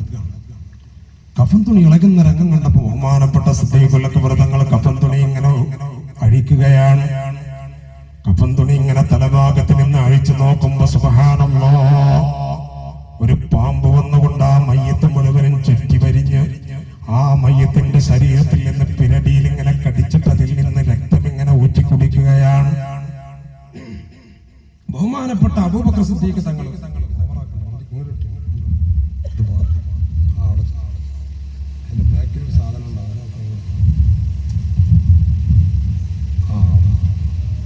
അപ്പോ മഹാനായ അബൂബക്കർ സിദ്ദീഖ് തങ്ങൾ ഇത് കണ്ട് അമ്പരന്ന് പോയി. മരിച്ച മയ്യത്തിന്റെ കഫൻ തുണി ഇളകുകയോ, കഫൻ തുണി മെല്ലെ അഴിക്കാൻ തുടങ്ങി. അഴിച്ചു നോക്കുമ്പോ ഒരു പാമ്പ് വന്നുകൊണ്ട് ആ മയ്യത്തിന്റെ ശരീരം ചുറ്റി വരിഞ്ഞിട്ട് പിരടിയിൽ ഇങ്ങനെ കടിച്ചുകൊണ്ട് അതിൽ നിന്നൊലിക്കുന്ന രക്തം ഇങ്ങനെ ഊറ്റി കുടിക്കുകയാണ്. സിദ്ദീഖുൽ അക്ബർ തങ്ങൾ ഒരു വടിയെടുത്ത് പാമ്പിനെ കൊല്ലാൻ ഉടനെ പാമ്പ് എന്ത് ചെയ്തു എന്നറിയോ? ആ മയ്യത്തിന്റെ ശരീരത്തിൽ നിന്ന് അങ്ങ് അഴിച്ചു മാറിയിട്ട് ഇറങ്ങിയിട്ട് നേരെ കുത്തനെ നിന്നുകൊണ്ട് സിദ്ദീഖുൽ അക്ബർ തങ്ങളോട് ചോദിക്കുകയാണ്, എന്തേ സിദ്ദീഖുൽ അക്ബർ തങ്ങളെ നിങ്ങൾ എന്നെ ആക്രമിക്കാൻ ഒരുങ്ങുന്നത്? ഇതെന്റെ റബ്ബെന്നെ ഏൽപ്പിച്ച ഉത്തരവാദിത്തമാണല്ലോ, പിന്നെ നിങ്ങൾ എന്തിനാണ് അതിൽ കൈകടത്തുന്നത്? ഇത് ഖിയാമത്ത് നാൾ വരെ ഇദ്ദേഹത്തിന് ശിക്ഷ കൊടുക്കാൻ എന്റെ റബ്ബെന്നെ ഏൽപ്പിച്ചതാണ്. ആ സമയത്ത് സിദ്ദീഖുൽ അക്ബർ തങ്ങളെ പേടിച്ച് വിറച്ചു വടിയങ്ങ് താഴെ വീഴുകയാണ്. സിദ്ദീഖുൽ അക്ബർ തങ്ങൾ ചോദിക്കുകയാണ്, എന്തേ ഇത്രയും വലിയ തെറ്റി മനുഷ്യന് നൽകാനുള്ള കാരണം ചെന്ന് ചോദിച്ചപ്പോൾ ആ പാമ്പ് കൊടുത്ത മറുപടി എന്തെന്നറിയോ? കാന ഇദാ സമിഅൽ ലദാ ലാ യജീഉ ഇലൽ ജമാഅ. അവൻ ബാങ്ക് കേൾക്കും, പക്ഷേ ബാങ്ക് കേട്ടാലും പള്ളിയിലേക്ക് ജമാഅത്തിന് വരാത്തവരാണ്. നമുക്കത് ഒരു പ്രശ്നമല്ലേ? ബാങ്ക് അങ്ങനെ കൊടുക്കും, ബാങ്ക് അങ്ങനെ കേൾക്കും, പക്ഷെ ജമാഅത്തിന് പള്ളിയിലേക്ക് നമ്മൾ പോകില്ല. നമ്മൾ ചിന്തിക്കുന്ന എന്താണ്? നമ്മൾ നിസ്കരിക്കുന്നുണ്ടല്ലോ. അപ്പൊ ജമാഅത്ത് പോലും നഷ്ടപ്പെട്ടാലുള്ള അവസ്ഥ ഇതാണ്. 3 തെറ്റുകളാണ് ചെയ്തത്. ഒന്നാമത്തത് ജമാഅത്തിന് പങ്കെടുക്കൂല. രണ്ടാമത്തത് ലാ യഖ്റുജു മിൻ മാലിഹി അസ്സകാ, സമ്പത്തിന്റെ സക്കാത്ത് അവൻ കൊടുക്കൂല. സക്കാത്തിന്റെ മുതലിൽ നിന്ന് അത് നമ്മുടെ മുതലിൽ നിന്ന് സക്കാത്ത് കൊടുത്തേ പറ്റൂ. അത് കൊടുക്കുമ്പോഴാണ് നമ്മുടെ സമ്പത്ത് സംശുദ്ധമാകുന്നത്. മൂന്നാമത്തെ തെറ്റെന്തെന്നറിയോ? ലാ യസ്മഉ ഖൗലൽ ഉലമാ, പണ്ഡിതന്മാരുടെ വാക്ക് അവർ കേൾക്കൂല. അഥവാ പള്ളിയിലൊക്കെ ജുമാ കഴിഞ്ഞിട്ട് ഖത്തീബ് എഴുന്നേറ്റ് നിൽക്കും എന്തെങ്കിലുമൊക്കെ ഒരു ഇൽമു പറഞ്ഞു തരാൻ. പക്ഷേ നമ്മൾ പോകുന്നതോ ഏറ്റവും അവസാനമാണ്, നമ്മൾ തിരിച്ചു വരുന്നതോ ഏറ്റവും ആദ്യമാണ്. അതുകൊണ്ട് സഹോദര, ഇതെല്ലാം നമ്മുടെ ജീവിതത്തിൽ ഒരുപാട് മാറ്റങ്ങൾ ഉണ്ടാക്കേണ്ടതാണ്. അല്ലാഹുവേ, ഞങ്ങൾക്ക് നല്ല ബോധം നൽകണേ അല്ലാഹ്. അതുകൊണ്ട് പടച്ചറപ്പിലേക്ക് തിരിച്ചു നടക്കുക മാത്രമല്ല, ചെയ്തു പോയ തെറ്റുകളെല്ലാം പടച്ചറപ്പിലേക്ക് ഏറ്റുപറയുക. ഞാൻ നേരത്തെ സൂചിപ്പിച്ചല്ലോ, ലാ ഇലാഹ ഇല്ലല്ലാഹ് എന്ന കലിമ, ഒരു മനുഷ്യൻ ലാ ഇലാഹ ഇല്ലല്ലാഹ് എന്ന കലിമ ചൊല്ലിക്കഴിഞ്ഞാൽ ഹബീബായ തങ്ങൾ പറയുകയാണ്, ഒരാൾ ലാ ഇലാഹ ഇല്ലല്ലാഹ് എന്ന വാക്കെങ്ങാനും ഉച്ചരിച്ചാൽ അവന്റെ വായിൽ നിന്നുള്ള ഒരു മലക്കിനെ പുറപ്പെടുവിക്കുന്നതാണ്. ആ മലക്കൊരു പക്ഷിയുടെ രൂപത്തിലാണ്. എന്തേ അതിന്റെ ചിറകുകളുടെ പ്രത്യേകത? കിഴക്കൻ ചക്രവാളം മുതൽ പടിഞ്ഞാറൻ ചക്രവാളം വരെ അത്രയും വലിയ രണ്ട് വെള്ളച്ചിറകുകളുള്ള ഒരു പ്രത്യേകമായ പക്ഷിയുടെ രൂപത്തിലുള്ള മാലാഖയാണ്. ആ മാലാഖയാണ് ലാ ഇലാഹ ഇല്ലല്ലാഹ് എന്ന കലിമ പറഞ്ഞവന്റെ വായിൽ നിന്ന് അല്ലാഹു പുറത്തേക്ക് കൊണ്ടുവരുന്നത്. എന്നിട്ടോ ലാ ഇലാഹ ഇല്ലല്ലാഹ് എന്ന് പറഞ്ഞാൽ അത് മുതൽ ഈ ചിറകിട്ടിങ്ങനെ അടിക്കാൻ തുടങ്ങുകയാണ്. ആ സമയത്ത് ആകാശ ലോകത്തേക്ക് ആ ചിറകുകൾ അങ്ങനെ വിടർത്തും. ആ സമയത്ത് അർശിന്റെ വാഹകനാകുന്ന അമലത്തുൽ അർശ് എന്ന് പറയുന്ന മലായികത്തുകൾ ആ മലക്കിനോട് പറയുമത്രേ, ഇങ്ങനെ ചിറകിട്ടടിക്കാതെ സമാധാനത്തോടെ ശാന്തിയോടെ നിൽക്കൂ. അല്ലാഹുവിന്റെ ഇസ്സത്ത് കൊണ്ടുവന്ന സമാധാനപ്പെടണേ എന്ന് ആ മലക്കിനോട് ഹമലത്തുൽ അർശ് എന്ന് പറയുന്ന അർശിന്റെ വാഹകരാകുന്ന മറ്റെല്ലാ മലായികത്തുകളും പറയുമ്പോ ഈ മലക്ക് പറയുമത്ര, ഇല്ല ഇല്ല, ഞാൻ അടങ്ങി നിൽക്കൂല്ല, ഞാൻ സംയമനം പാലിക്കൂല്ല. എന്തേ? എനിക്കൊരു ഡിമാൻഡ് ഉണ്ട്, ആ ഡിമാൻഡ് അംഗീകരിക്കണം. എന്താ ഡിമാൻഡ് എന്നറിയോ? എന്ന് പറഞ്ഞ മനുഷ്യന്റെ പാപം വന്ന് പുറത്തു കൊടുത്താലല്ലാതെ ഞാൻ എന്റെ ചിറകിട്ടടിക്കുന്ന അവസ്ഥയിൽ നിന്ന് അതൊരു ശാന്തമായ അവസ്ഥയിലേക്ക് കൊണ്ടുവരൂല എന്ന് ആ മലക്ക് പറയുകയാണ്. അതുകൊണ്ട് സഹോദരങ്ങളെ, മാത്രമല്ല അല്ലാഹു സുബ്ഹാനഹു വ തആല ആ സമയത്ത് ആ മലക്കിന് 70,000 നാവിനെ കൊടുക്കുകയാണ്. 70,000 നാവിനെ കൊടുത്തിട്ട് ഫയസ്തഗ്ഫിറൂന ലിസാഹിബിഹി ഇലാ യൗമിൽ ഖിയാമ.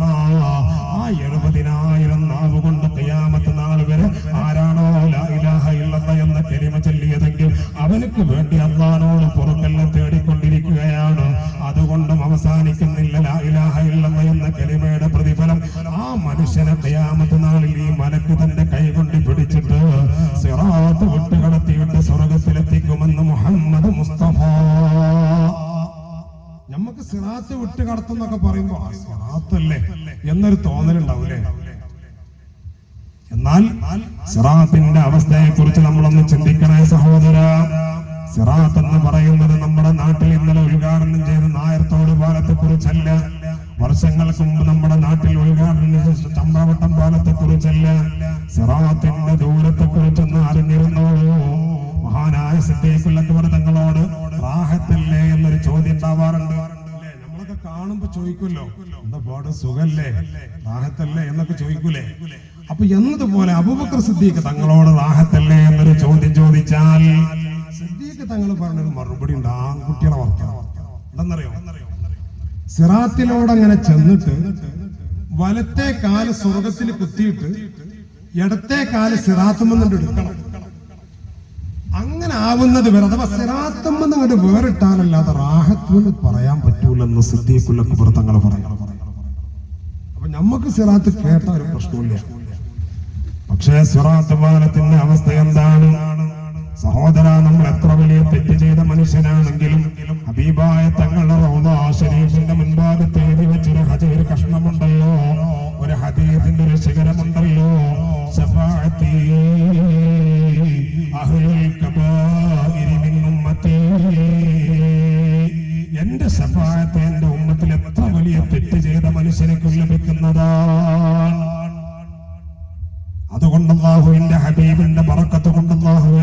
സിറാത്ത് മിന്നൽ വേഗതയിൽ വിട്ടുകിടക്കാനുള്ള തൗഫീഖ് ചെയ്യണേ അല്ലാഹ്. ആ ഹബീബിനെ മുറുകെ പിടിച്ചാൽ സിറാത്തിൽ നമ്മൾ പതറൂല. അല്ലാഹുവേ ഞങ്ങൾക്ക് അതിനെ ഭാഗ്യം നൽകണേ അല്ലാഹ്. അതിന് ധാരാളമായി സ്വലാത്തുകൾ അധികരിപ്പിക്കണം, അദ്കാറുകൾ അധികരിപ്പിക്കണം, ഔറാദുകൾ അധികരിപ്പിക്കണം. നിസ്കാരത്തിന്റെ കാര്യത്തിൽ നമ്മൾ കൃത്യനിഷ്ഠത പാലിക്കണം സഹോദര. സിറാത്ത് എന്ന് പറയുന്നത് 762,30,30,000 കിലോമീറ്ററാണ്. ഉറങ്ങുന്നുണ്ടോ? ഇല്ലല്ലോ. ഇന്നലത്തെ ഉറക്കിന്റെ ക്ഷീണം ഉണ്ടെന്നറിയില്ല. ആള് കുറച്ചുള്ളൂ എന്നുള്ളത് സത്യമാണ്. സംഗതി ശരി, പ്രശ്നമില്ല. എത്ര കുറച്ചാണെങ്കിലും ഞാൻ നിങ്ങളോട് കടപ്പെട്ട ഒരാളാണ്. അതുകൊണ്ട് ഒരു പ്രശ്നമില്ല. നേരം മുഴുക്കോളം പ്രസംഗിക്കണോ, ഒരാളുള്ളെങ്കിൽ ഞാൻ പ്രസംഗിക്കും. ഇവിടെ ആയതുകൊണ്ട് വേറെ എവിടെയൊക്കെ ഭയങ്കര സംഭവം കേൾക്കാനും ചെയ്യും. അപ്പൊ ഇവിടെ ഒന്നും പറയാൻ എത്ര കുറച്ച് ആളുകളാണെങ്കിലും നിങ്ങളൊക്കെ എൻ്റെ കൽവിൻ്റെ ഉള്ളിൽ ഇപ്പോഴും ഉണ്ട്. ഈ നാടിന്റെ ഓരോ പ്രദേശങ്ങളും അവിടെ വസിച്ചിരുന്ന ഒരുപാട് ആളുകളുണ്ട്. അവരൊക്കെ പോയി, അവരുടെ തലമുറയിൽ പലരും പോയി. അള്ളാഹുടൊക്കെ ദറജ ഉയർത്തി കൊടുക്കട്ടെ.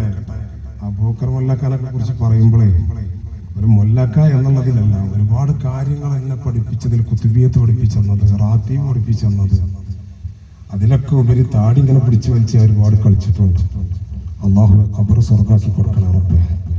അതുപോലെ ഒട്ടനേകം ആളുകൾ. അമ്പാട്ടത്തൊരു വല്യമ്മണ്ടായി, സൈക്കിള് ചവിട്ടിയിട്ട് ഉസ്താദിന്റെ പാത്രം അവിടെ കൊടുത്തിട്ട് സൈക്കിള് ചവിട്ടി വീണപ്പോൾ പറഞ്ഞു, എന്റെ കുട്ടി ഇൽമും ദുൽമും കൂടി പഠിക്കണ്ട, എന്റെ കുട്ടി ഇൽമും ദുൽമും കൂടി പഠിക്കണ്ട. ചില ആളുകളുടെ വാക്ക് നമ്മളെ ജീവിതത്തിൽ നമ്മൾ ഉൾക്കൊള്ളേണ്ടി വരും. അത് ഇന്നും ഞാൻ ഓർക്കും. എവിടെ എത്തുമ്പോഴും ഏത് സ്ഥലത്ത് ചെല്ലുമ്പോഴും ഞാൻ ഓടി നടന്ന ഈ മഹല്ലത്തുകാരും എന്നെ പോറ്റി വളർത്തിയ നിങ്ങളെ ഞാൻ മറക്കാറില്ല. നിങ്ങൾ എന്നെ മറന്നിരുന്നൊന്നും എനിക്ക് അറിയില്ല കേട്ടോ. ഏതായിരുന്നാലും അല്ലാഹു നമ്മുടെ ഈ സ്നേഹം എവിടെ വരെ എത്തിക്കട്ടെ? മരണം വരെ. മജീദ് എന്താ പറഞ്ഞു? മരണം വരെ അല്ല, സ്വർഗം വരെ എത്തിക്കട്ടെ. എല്ലാരും മരണം വരെ തോർക്കാം, മരിച്ചിട്ടാണ് തീരാൻ പറ്റൂല. സ്വർഗം വരെ എത്തിക്കട്ടെ. അല്ലാഹു തൗഫീഖ് ചെയ്യട്ടെ. അതുകൊണ്ട് സിറാത്തിന്റെ ദൂരം നമ്മുടെ അടുത്ത നാട്ടുകാരനാകുന്ന പുത്തനത്താണിക്കടുത്ത് ചോറ്റൂരിൽ നിന്ന് ശിഹാബ് ഹജ്ജിന് നടന്നുപോയി. 1.5 കൊല്ലം കൊണ്ട് ഏകദേശം ഒരു 10,000 കിലോമീറ്ററിൽ താഴെ ഉണ്ടായിട്ടുള്ളൂ. അതിനെത്ര സമയം എടുത്തു? 1.5 കൊല്ലം. പക്ഷേ സിറാത്തിന്റെ ദൂരം എത്രയെന്നറിയോ? 762,60,30,000 കിലോമീറ്റർ ആണ്. പറയാനുള്ള സാധ്യതയില്ല, കൂടാനേ സാധ്യതയുള്ളൂ. 700 കോടി അവിടെ ഉണ്ട്. എന്നിട്ടാണ് 62 ലക്ഷം. ഇന്ത്യ തീർന്നിട്ടില്ല, 30,000 വേറെ. എങ്ങനെ നല്ല ഉഷാറായിട്ട് ഇന്ന് കേന്ദ്ര ഗവൺമെന്റ് ഉണ്ടാക്കിയ ഹൈവേ പോലല്ല സുബൈറാക്കാം. എന്താണെന്നറിയോ? 1000 കൊല്ലം കയറ്റം, 1000 കൊല്ലം ഇറക്കം. ഒരു കയറ്റണ്ട് കയറിണ്ട് ഇറങ്ങുമ്പോൾ തന്നെ ഒരു പുതിയ തീർന്നിട്ടുണ്ടാവും. നമ്മളെ മനസ്സിലൊക്കെ ഇന്നും സിറാത്തിനെ പറ്റിയുള്ളത് എന്താണെന്നറിയോ? നീളത്തിലൊരു പാലയിക്കാറല്ലേ, എങ്ങനെ അതൊക്കെ ഒന്ന് വിട്ട് കടക്കുക? അല്ല, 1000 കൊല്ലം കയറ്റമാണ്, 1000 കൊല്ലം ഇറക്കമാണ്. വാളിനേക്കാളും മൂർച്ചയാണ്. നമ്മുടെ തലമുടിയെടുത്ത് 7 കീറിയതിന്റെ ഒരു നാരിന്റെ മാത്രം കനമാണ്. അല്ലാഹുവേ, സിറാത്ത് മിന്നൽ വേഗതയിൽ വിട്ടുകിടക്കാൻ ഞങ്ങൾക്ക് തൗഫീഖ് ചെയ്യണേ അല്ലാഹ്. അതിനാണ് സഹോദരങ്ങളെ ഞാൻ പറഞ്ഞത്, ലാ ഇലാഹ ഇല്ലല്ലാഹ് എന്നത് മുറുകെ പിടിച്ചോളൂ.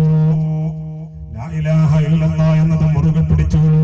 ഒരാൾ ഒരു ദിവസം ലാ ഇലാഹ ഇല്ലല്ലാഹ് എന്ന് 1000 തവണ ചൊല്ലി തുടങ്ങുന്നതിന്റെ മുമ്പ് 1000 തവണ ചൊല്ലി തീർത്താൽ അവന്റെ റൂഹ് അവൻ ഉറങ്ങുന്ന സമയത്ത് മലായികത്തിന്റെ ലോകത്ത് സഞ്ചരിക്കുമെന്ന് മുഹമ്മദ് മുസ്തഫ.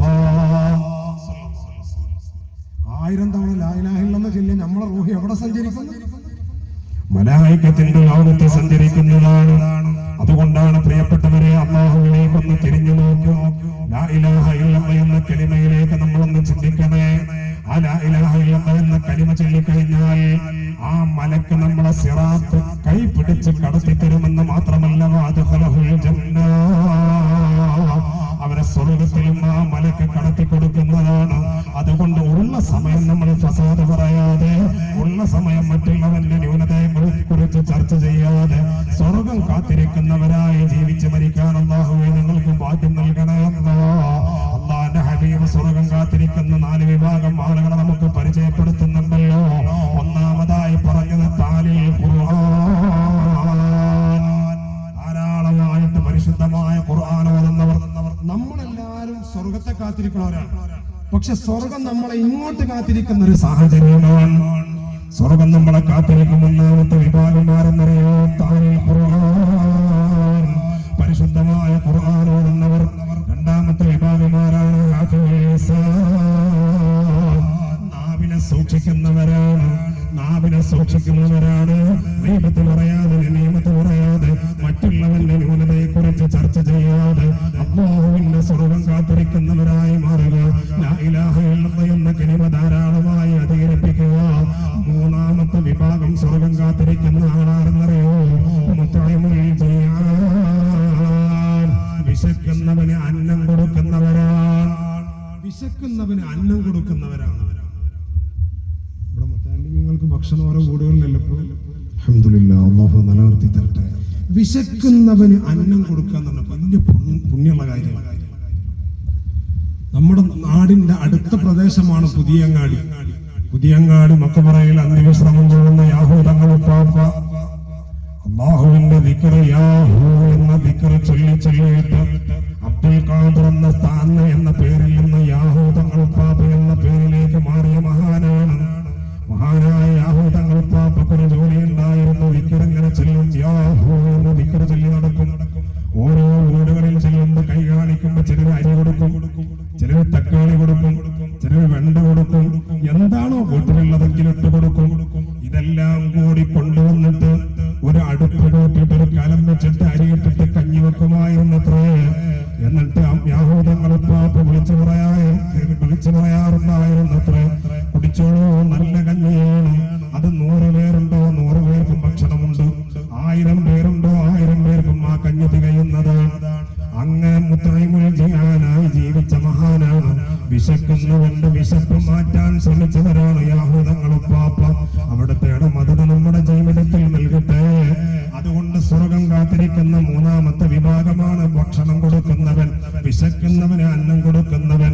അതുപോലെ പ്രിയപ്പെട്ടവരെ, നാലാമത്തെ വിഭാഗം സ്വായിമീന ഫീ ശഹ്രി റമളാൻ, റമളാൻ ശരീഫിൽ അല്ലാഹുവിന്റെ പ്രീതി കാംക്ഷിച്ചുകൊണ്ട് നോമ്പെടുത്ത ആളുകളാണ്. ഈ വിഭാഗം ആളുകളെല്ലാം അല്ലാഹുവിന്റെ സ്വർഗം കാത്തിരിക്കുകയാണ്. അതുകൊണ്ട് നമ്മുടെ സമയം പാഴാക്കാതെ ഇസ്തിഗ്ഫാറിന് വേണ്ടി ഉപയോഗപ്പെടുത്തിക്കോളൂ, ലാ ഇലാഹ ഇല്ലല്ലാഹ്ക്ക് വേണ്ടി ഉപയോഗപ്പെടുത്തിക്കോളൂ. എന്നാൽ ഇതുപോലുള്ള നേട്ടം നമുക്ക് ലഭിക്കുന്നതാണ്. അല്ലാഹുവിന്റെ സ്വർഗം നമ്മളെയും കാത്തിരിക്കുന്നതാണ്. അതുകൊണ്ട് പ്രിയപ്പെട്ടവരെ, റഹ്മത്തിന്റെ 10 കഴിഞ്ഞ് മഗ്ഫിറത്തിന്റെ 10-ലല്ലേ നമ്മൾ എത്തി നിൽക്കുന്നത്. ഈ മഗ്ഫിറത്തിന്റെ 10-ൽ ഇസ്തിഗ്ഫാറുകൾ അധികരിപ്പിക്കുന്നതോടുകൂടെ നമ്മളെ സാധാരണയായി നമ്മൾ പഠിച്ചു വെച്ച എത്രയോ ദിക്റുകളുണ്ടല്ലോ, ആ ദിക്റുകളെ കുറിച്ച് നമ്മൾ ചിന്തിച്ചിട്ടില്ല. പക്ഷെ ഓരോ ദിക്റിനും ഹബീബായ തങ്ങളെ പറഞ്ഞ പ്രതിഫലം എത്രയാണ്. ഹബീബായ റസൂലുള്ളാഹി സ്വല്ലല്ലാഹു അലൈഹി വസല്ലം തങ്ങൾ പറയാണ്, മിഅ്റാജിന്റെ രാത്രിയിൽ അഥവാ ആകാശാരോഹണം നടത്തിയപ്പോ ജിബ്രീൽ അലൈഹിസ്സലാമയുടെ കൂടെ ബുറാഖ് എന്ന് പറയുന്ന പ്രത്യേകമായ വാഹനത്തില് ആകാശലോകത്തേക്ക് പടച്ചറപ്പിന്റെ ദർബാറിലേക്ക് പറന്നകന്ന ദിവസത്തിൽ ഞാനൊരു പ്രത്യേകമായ സമുദ്രം കാണുകയാണ്. ലാ യഅലമു മിഖ്ദാറഹു ഇല്ലല്ലാഹ്. ആ സമുദ്രത്തിന്റെ വലിപ്പം അല്ലാഹുവല്ലാതെ ഒരാൾക്കും അറിയില്ല. അത്രയും വലിയ സമുദ്രമാണ്. നമ്മുടെ നാട്ടിൻ പ്രദേശത്തുള്ള കടലിന്റെ കരയിൽ ചെന്നുകൊണ്ട് കടലിലേക്ക് നോക്കിക്കഴിഞ്ഞാൽ തന്നെ അതിന്റെ അറ്റം എത്രയാണെന്ന് കണ്ടെത്തിക്കാൻ നമുക്ക് സാധ്യമല്ലോ. അതുപോലെ തന്നെ ലക്ഷദ്വീപിലേക്ക് കപ്പലിൽ യാത്ര ചെയ്യുമ്പോൾ സഹോദരങ്ങളെ 4-4.5 മണിക്കൂർ യാത്ര ചെയ്ത് കഴിഞ്ഞാൽ നമ്മൾ ഇന്ന് കടലിന്റെ കരയിൽ നിന്ന് കടലിലേക്ക് നോക്കുമ്പോൾ ആകാശം പോയി കടലിൽ താഴ്ന്നതുപോലെ തോന്നുന്നത് പോലെ കപ്പലിന്റെ മുകളിൽ കയറി 4 ഭാഗത്തേക്ക് നോക്കിക്കഴിഞ്ഞാൽ ആകാശം മുഴുവനും 4 ഭാഗത്തും വന്ന് ആ കടലിലേക്ക് അങ്ങ് ഇറങ്ങി നിൽക്കുന്നത് പോലെയാണ്. അതുകൊണ്ട് പ്രിയപ്പെട്ടവരെ, മിഅ്റാജിന്റെ രാത്രിയിൽ മുത്തുനബി കണ്ട ആ സമുദ്രത്തിന്റെ വലിപ്പം ഹബീബായ തങ്ങൾക്കറിയില്ല. അവിടെന്ന് പറഞ്ഞു, ലാ യഅലമു മിഖ്ദാറഹു ഇല്ലല്ലാഹ്. അതിന്റെ വലിപ്പം അല്ലാഹുവല്ലാതെ ഒരാൾക്കും അറിയില്ല. അത്രയും വലിയ സമുദ്രമാണ്. ആ സമുദ്രത്തിന്റെ തീരത്തൊരു പറവയുടെ രൂപത്തിലുള്ള ഒരു പക്ഷികളുടെ രൂപത്തിലുള്ള മലക്കിരിക്കുന്നുണ്ട്. പക്ഷേ നമ്മൾ ഇന്ന് വരെ കണ്ട പക്ഷികൾക്കെല്ലാം 2 ചിറകുകളെ ഉണ്ടായിട്ടുള്ളൂ. ഹബീബായ തങ്ങൾ പറയുകയാണ്, ആ പക്ഷിയുടെ രൂപത്തിലുള്ള മലക്കിന്റെ പ്രത്യേകത വലഹു 70,000 ജനാഹ്, 70,000 ചിറകുകളാണ്. 70,000 ചിറകുകളുള്ള മലക്കിനെയാണ് കണ്ടത്. ഹബീബായ തങ്ങൾ പഠിപ്പിക്കുന്നുണ്ട്,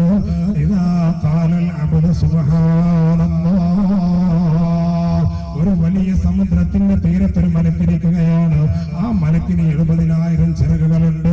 അടിമകളാകുന്ന നമ്മളെ പാവങ്ങളായ നമ്മളെങ്ങാനും സുബ്ഹാനല്ലാഹ് പറഞ്ഞാൽ ആ പക്ഷിയുടെ രൂപത്തിൽ 70,000 ചിറകുള്ള ആ മലക്കിങ്ങനെ ഇളകുന്നതാണ്. നമ്മൾ ഇവിടെ പാലക്കിൽ തിരുത്തിൽ വെച്ചുകൊണ്ട് സുബ്ഹാനല്ലാഹ് പറഞ്ഞാൽ മിഅ്റാജിന്റെ രാത്രി മുത്തുനബി കണ്ട ആ മലക്കിങ്ങനെ ഇളകുകയാണ്. എന്നിട്ടോ വഇദാ ഖാല അൽഹംദുലില്ലാഹ്, അടിമയെങ്ങാനും അൽഹംദുലില്ലാഹ് പറഞ്ഞാലോ അൽഹംദുലില്ലാഹ് എന്നുകൂടി കൂട്ടി പറഞ്ഞാൽ ആ 70,000 ചിറകുകളും ആ മലക്കങ്ങ് വിടർത്തുന്നതാണ്. വഇദാ ഖാല വലാ ഇലാഹ ഇല്ലല്ലാഹ്, ലാ ഇലാഹ ഇല്ലല്ലാഹ് എന്നുകൂടി കൂട്ടി പറഞ്ഞാലോ ഹബീബായ തങ്ങളെ പഠിപ്പിക്കുകയാണ്. ആ ചിറകുകളെല്ലാം വിടർത്തിയിട്ട് ഇങ്ങനെ തുറക്കാൻ വേണ്ടി തയ്യാറെടുത്തിരിക്കുന്ന മലക്ക് ലാ ഇലാഹ ഇല്ലല്ലാഹ് കൂടി പറയുമ്പോൾ അതങ്ങ് പറന്നുയരുകയാണ്. അപ്പൊ എവിടെന്നാ തുടങ്ങിയത്? സുബ്ഹാനല്ലാഹി വൽഹംദുലില്ലാഹി വലാ ഇലാഹ ഇല്ലല്ലാഹ്, ലാ ഇലാഹ ഇല്ലല്ലാഹ് എത്തിയപ്പോഴേക്ക് മലക്കങ്ങ് പറക്കുകയാണ് 70,000 ചിറകുകളുമായിട്ട്.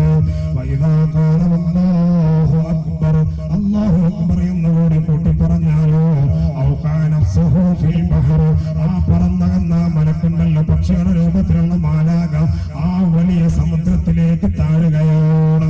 വഇദാ ഖാല ലാ ഹൗല വലാ ഖുവത ഇല്ലാ ബില്ലാഹിൽ അലിയ്യിൽ അദീം, ലാ ഹൗല വലാ ഖുവത ഇല്ലാ ബില്ലാഹിൽ അലിയ്യിൽ അദീം എന്ന ദിക്ർ കൂടി ചൊല്ലിയാലോ അതാ ആ മലക്ക വെള്ളത്തിൽ നിന്ന് പുറത്തു വരികയാണ്.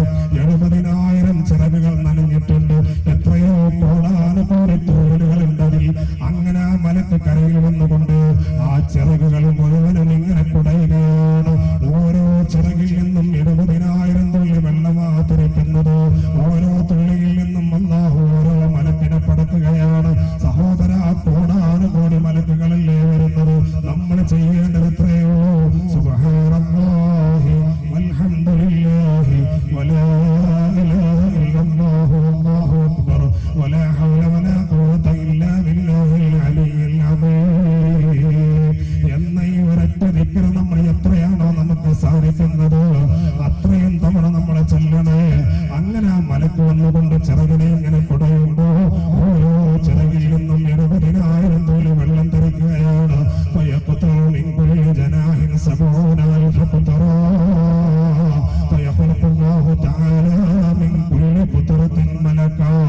ഓരോ വെള്ളത്തുള്ളിയിൽ നിന്നും ഓരോ മലക്കിനെ പടക്കുകയാണ്.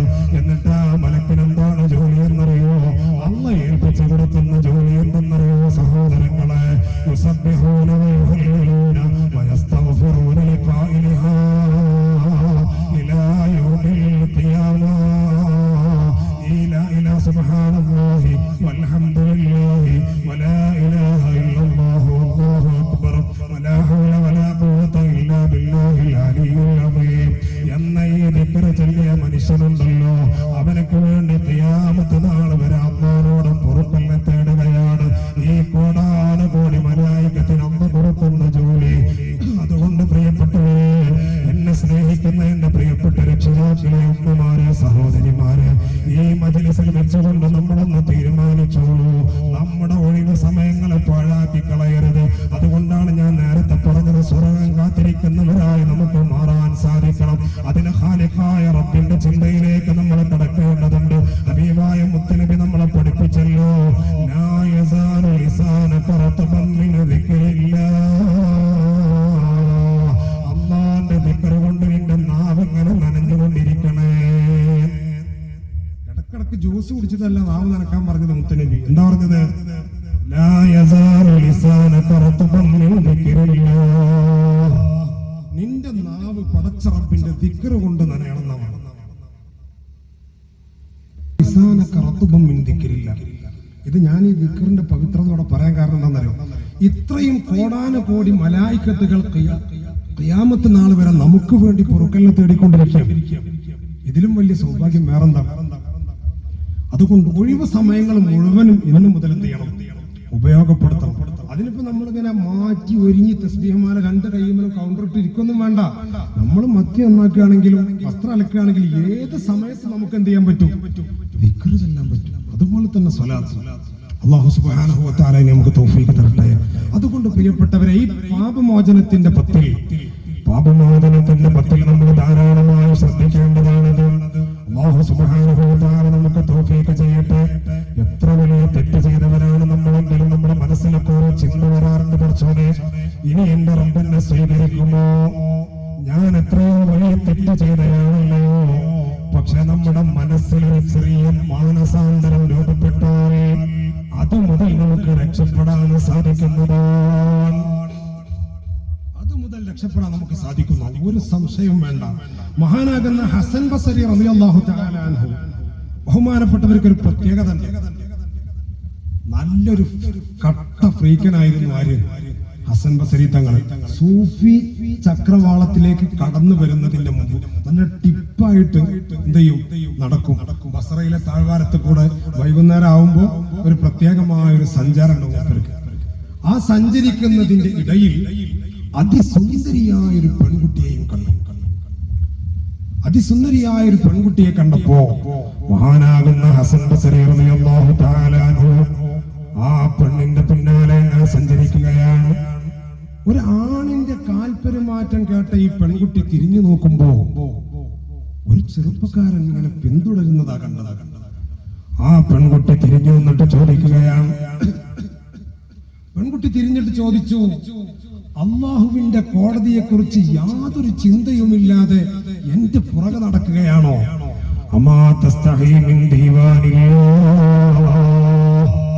അള്ളാഹുവിന്റെ കോടതിയെ കുറിച്ച് യാതൊരു ചിന്തയുമില്ലേ, എന്തിനാണ് എന്റെ പുറകെ ഇങ്ങനെ നടക്കുന്നത്?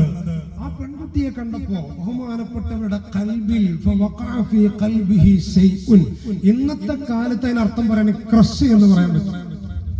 ഒരു പ്രത്യേകമായ ഒരു അന്തരീക്ഷം മഹാനായ ഹസൻ ബസരി തങ്ങളുടെ അന്ന് ഇന്നത്തെ അവസ്ഥയിലേക്ക് ബഹുമാനപ്പെട്ടവർ എത്തിയിട്ടില്ല. നല്ല ടിപ്പായിട്ട് ഇങ്ങനെ നടക്കുന്ന ഒരു കാലഘട്ടം. വസ്ത്രങ്ങളൊക്കെ നല്ല മൊഞ്ചുള്ള വസ്ത്രം ധരിച്ച് സുന്ദരനായിട്ട് ഇങ്ങനെ നടക്കുക ബസറ താഴ്വാരത്തിലൂടെ. അങ്ങനെ നടക്കുമ്പോഴാണ് അതിസുന്ദരിയായ ഒരു പെണ്ണിനെ കണ്ടത്. അവളുടെ ആ നോട്ടവും ഭാവവും കണ്ടപ്പോ അദ്ദേഹത്തിന്റെ കൽബിൽ ഒരു പ്രത്യേകമായ അവസ്ഥ രൂപാന്തരപ്പെടുകയാണ്. ബഹുമാനപ്പെട്ട ഒരു ഹസൻ ബസരി തങ്ങൾ ആ പെണ്ണിന്റെ പിന്നാലെ തന്നെ അങ്ങനെ സഞ്ചരിച്ചു. ആ പെൺകുട്ടി ഒരുപാട് ദൂരം സഞ്ചരിച്ചിട്ട് വീണ്ടും തിരിഞ്ഞു നോക്കുമ്പോ ഹസൻ ബസരി വീണ്ടും ഇങ്ങനെ ഫോളോ ചെയ്തുകൊണ്ടിരിക്കുകയാണ്. വീണ്ടും ചോദിച്ചു, എന്തിനാണ് എന്റെ പുറകെ ഇങ്ങനെ നടക്കുന്നത്? ആ സമയത്ത് ആ പെൺകുട്ടി ചോദിച്ചു, എന്റെ പുറകെ ഇങ്ങനെ നടക്കുന്നത്? ബഹുമാനപ്പെട്ടവരെ പറഞ്ഞു, പെണ്ണേ നിന്നെ ഞാൻ വല്ലാതെ ആദർശിച്ചു പോയിട്ടുണ്ട്. വീണ്ടും തിരിഞ്ഞു നിൽക്കാതെ പെൺകുട്ടി മുന്നോട്ട് സഞ്ചരിച്ചു. ഹസൻ ബസരി തങ്ങൾ പിന്നാലെ ഒരുപാട് സഞ്ചരിച്ച് നോക്കുമ്പോ വീണ്ടും ഹസൻ ബസരി തങ്ങൾ തന്നെ പിന്തുടരുകയാണ്. വീണ്ടും ആ പെൺകുട്ടി ചോദിച്ചു, നിങ്ങൾക്ക് റബ്ബിനെ പേടിയില്ലേ? നിങ്ങൾക്ക് റബ്ബിനെ പേടിയില്ലേ? എന്റെ കൂടെ എന്തേ നിങ്ങൾ ഇങ്ങനെ നടക്കുന്നത്? ഈ പെൺകുട്ടി ഇങ്ങനെയൊക്കെ പറയുമ്പോഴും അവളുടെ പിന്നിൽ നിന്ന് പിന്തിരിയാനുള്ള മനസ്സ് വരുന്നില്ല മഹാനായ ഹസൻ ബസരി തങ്ങൾക്ക്. വീണ്ടും ആ പെൺകുട്ടിയുടെ കൂടെ ഇങ്ങനെ നടക്കുകയാണ്. അവസാനം ബഹുമാനപ്പെട്ടവരോട് ആ പെൺകുട്ടി ചോദിച്ചു, നിങ്ങൾക്കുള്ള സംഭവം പറഞ്ഞു. ആ സമയത്ത് മഹാനായ ഹസൻ ബസരി തങ്ങളത് ആ സത്യം തുറക്കുകയാണ്. പെണ്ണേ നിന്റെ രണ്ട് കണ്ണ് എന്നെ വല്ലാതെ ആകർഷിച്ചു പോയി. ആ കണ്ണ് കണ്ടപ്പോ ഞാൻ ഫിത്നയിലായി പോയി. അതുകൊണ്ടാണ് ഞാൻ നിന്റെ പിന്നാലെ ഇങ്ങനെ നടക്കുന്നത്. ഇത് കേട്ടപ്പോ ആ പെൺകുട്ടി പറഞ്ഞു, അതെയോ, എന്റെ കണ്ണ് കണ്ടിട്ട് നിങ്ങൾക്ക് വല്ലാതെ എന്നോട് സ്നേഹം തോന്നിപ്പോയില്ലേ? എന്നാൽ നിങ്ങൾ ഇവിടെ ഇരിക്കൂ, അല്പസമയമൊന്ന് വെയിറ്റ് ചെയ്യണേ. അഥവാ അങ്ങനത്തെ ഒരു മാനസികാവസ്ഥയിലുള്ള ഒരു ആണിനെ സംബന്ധിച്ച് അങ്ങനെയുള്ളൊരു വാക്ക് കിട്ടിയാൽ മാനസ കൊട്ടാരത്തിൽ എന്തെല്ലാം അവൻ പണിതോട്ടു. ഹസൻ ബസരി ചിന്തിച്ചു, ഇല്ല, ഞാൻ അവളോട് കാണിക്കുന്നത് പോലെയുള്ള എന്തോ ഒരു ഇഷ്ടം അവൾക്ക് എന്നോടുമുണ്ട്. പക്ഷേ ആ പെൺകുട്ടി ആ രാജ്യം ഭരിക്കുന്ന രാജാവിന്റെ മകളാണ്. ആ പെൺകുട്ടി നേരെ ചെന്നുകൊണ്ട് തന്റെ കൊട്ടാരത്തിനകത്തേക്ക് കയറി ചെല്ലുകയാണ്. എന്നിട്ട് എന്ത് ചെയ്തു എന്നറിയോ? നല്ലൊരു പിച്ചാത്തിയുടെ തൊട്ട് രണ്ട് കണ്ണുകളും ചൂന്നെടുത്തിട്ട് ഒരു പാത്രത്തിൽ ഇലയിലിട്ടിട്ട് അടച്ചിട്ട് മൂടിയിട്ട് തന്റെ പരിചാരകയെ വിളിച്ചിട്ട് പറഞ്ഞു, പുറത്തിരിക്കുന്ന ആളുടെ കയ്യിൽ കൊണ്ടു കൊടുക്കൂ. ലോക ചരിത്രത്തിൽ ഇങ്ങനെ ഒരു പെണ്ണിനെ നമ്മൾ കണ്ടിട്ടില്ല. പെണ്ണുങ്ങൾ, ഒരുപാട് സഹോദരിമാർ ചരിത്രം സൃഷ്ടിച്ചവരുണ്ട്. പക്ഷേ ഹസൻ ബസരി തങ്ങളോട് തങ്ങൾ ആ പെണ്ണിനോട് പറഞ്ഞു, നിന്റെ കണ്ണെനിക്ക് വല്ലാത്ത ഇഷ്ടമായി, എന്നാൽ നിങ്ങളൊന്ന് വെയിറ്റ് ചെയ്യണേ എന്ന് പറഞ്ഞ് ഹസൻ ബസരിയെ എത്തിയപ്പോ ബഹുമാനപ്പെട്ടവരെ ചിന്തിച്ചു അവൾക്ക് എന്നോട് സ്നേഹമുണ്ടെന്ന്. ബഹുമാനപ്പെട്ടവരെ ചിന്തിച്ചു പോയി അവൾക്ക് എന്നോട് സ്നേഹമുണ്ടെന്ന്. നേരെ ചെന്നിട്ട് അതാ പച്ച മാംസം പിഴുതെടുത്തിട്ട് കണ്ണുകൾ പിഴുതെടുത്ത് പാത്രത്തിൽ അടച്ചിട്ട് കൊടുത്തേക്കുകയാണ്. എന്നിട്ട് ആ വേലക്കാരിയോട് പറഞ്ഞു, ആ പുറത്തിരിക്കുന്ന ആളുടെ കയ്യിൽ കൊണ്ടുകൊടുക്കണേ, മാത്രമല്ല ഇത് കയ്യിൽ വെച്ച് കൊടുത്തിട്ട് ഞാൻ ഈ പറയുന്നത് പോലെ അദ്ദേഹത്തോട് പറയണേ, ഒരാളും ഫിത്നയിൽ അകപ്പെടുന്ന ഒരാളെങ്കിലും ഫിത്നയിൽ അകപ്പെടുന്ന കണ്ണാണ് എനിക്കുള്ളതെങ്കിൽ ആ കണ്ണിന്റെ ആവശ്യം എനിക്കില്ല. അങ്ങനെയുള്ളൊരു കണ്ണുകൊണ്ട് നടക്കാൻ ഞാൻ ഇഷ്ടപ്പെടുന്നില്ല എന്ന് കൂടി അദ്ദേഹത്തോട് പറയണേ എന്ന് ആ നാട്ടിലെ രാജകുമാരി പറയുകയാണ്. ഇതെല്ലാം ബഹുമാനപ്പെട്ട ഹസൻ ബസരി തങ്ങളോട് ആ വേലക്കാരി അങ്ങ് പറഞ്ഞപ്പോ ബഹുമാനപ്പെട്ടവര് പാത്രം അങ്ങ് തുറന്നു നോക്കുമ്പോ ബഹുമാനപ്പെട്ടവര് ലോകകൂലങ്ങൾ എഴുന്നേറ്റ് നിൽക്കുകയാണ്. ഒരു മാനസികാവസ്ഥ രൂപാന്തരപ്പെടുകയാണ്. തന്റെ താടി രോമങ്ങൾ പിടിച്ച് വലിക്കുകയാണ്. ഹസൻ ബസരി സ്വന്തം ശരീരത്തേക്ക് നെഞ്ചത്തേക്ക് ആഞ്ഞടിച്ചിട്ട് ചോദിക്കുകയാണ്, നാണമില്ലടോ, ഒരു പെണ്ണിന്റെ പിന്നാലെ നടന്നിട്ട് ഇത്രയും വലിയൊരു അവസ്ഥയിലെത്താൻ നാണമില്ലേ എന്ന് മഹാനായ ഹസൻ ബസരി തങ്ങൾ സ്വന്തം ശരീരത്തോട് തന്നെ ചോദിക്കുകയാണ്. ബഹുമാനപ്പെട്ടവര് അതുമുതൽ ഒരു മാനസികാവസ്ഥയിലൂടെ അങ്ങനെ മുന്നോട്ട് പോയിട്ട് 3 ദിവസം കഴിഞ്ഞു. ആ 3 ദിവസം അദ്ദേഹം ഭക്ഷണം കഴിച്ചിട്ടില്ല, വെള്ളം കുടിച്ചിട്ടില്ല. അങ്ങനെ നേരം പുലർന്നപ്പോൾ ആ പെൺകുട്ടിയെ കണ്ടിട്ടൊന്ന് പൊരുത്തം ചോദിക്കാൻ വേണ്ടി വരികയാണ്. അതാ വരുന്ന സമയത്ത് ആ വീടിന്റെ വാതിൽ അടഞ്ഞു കിടക്കുകയാണ്. ആളുകൾ ഇങ്ങനെ കരയുന്നുണ്ട്. ആ സമയത്ത് ആ വിഷയത്തെ കുറിച്ച് ആ സഹോദരിയെ കുറിച്ച് അന്വേഷിച്ചപ്പോൾ അതാ ഹസൻ ബസരിയോട് ആളുകൾ പറയുകയാണ്,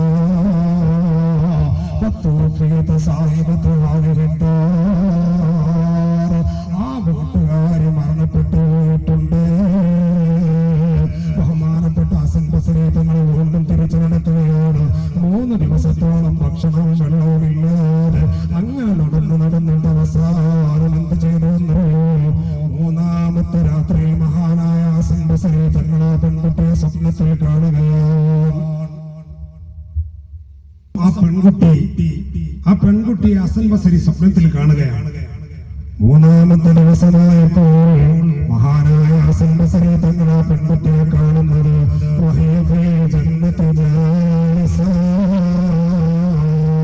അവൾ അമ്മാന്റെ സ്വർണ്ണത്തിന്റെ സുന്ദരമായ സോമാനം ആ പെൺകുട്ടിയോടുള്ള സ്വർഗത്തിൽ. ഹസൻ ബസരി തങ്ങൾക്ക് ഇതുപോലെ കണ്ടപ്പോൾ വല്ലാത്ത വിഷമമായി പോയി.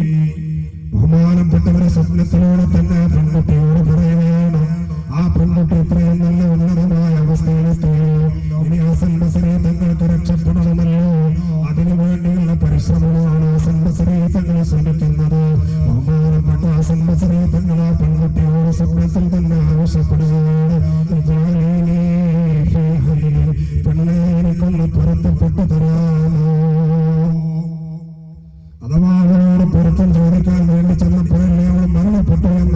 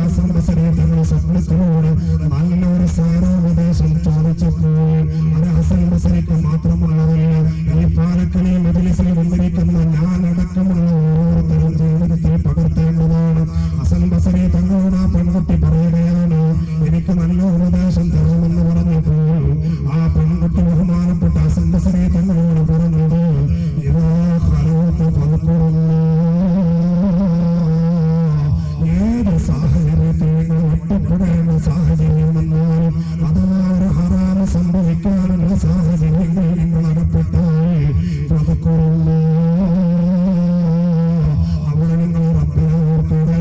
ആ റബ്ബിന്റെ ചിന്തയെ നിങ്ങൾ മറന്നുപോകണേ. നമ്മൾ വിചാരിക്കുന്നത് മിടാക്കളില്ല, വീട്ടിലാളില്ല, സഹോദരങ്ങൾ അറിയുന്നില്ല, നാട്ടുകാരറിയുന്നില്ല. എന്നാലും പരിശുദ്ധമായ ഖുർആനിലെ പരിശുദ്ധമായ ഖുർആൻ നമ്മളോട് പറഞ്ഞതെന്താണ്? അള്ളാന്റെ കണ്ണുപൊത്തി കേൾക്കാൻ നമുക്ക് സാധ്യമല്ല. അതുകൊണ്ട് ആ പെൺകുട്ടി സ്വർഗലോകത്തിരുന്നുകൊണ്ട് മഹാനായ ഹസൻ ബസരി തങ്ങൾക്ക് കൊടുത്ത ഉപദേശം എന്താണ്? നിങ്ങൾ പടച്ചുറപ്പിനോട് ഏത് സമയത്ത് നിങ്ങൾ ഏകാന്തത അനുഭവപ്പെട്ടാലും അതല്ലെങ്കിൽ തെറ്റ് ചെയ്യാനുള്ള സാഹചര്യത്തിൽ നിങ്ങൾ അകപ്പെട്ടാലും അള്ളാഹുവിനെ നിങ്ങൾ ചിന്തിക്കണേ.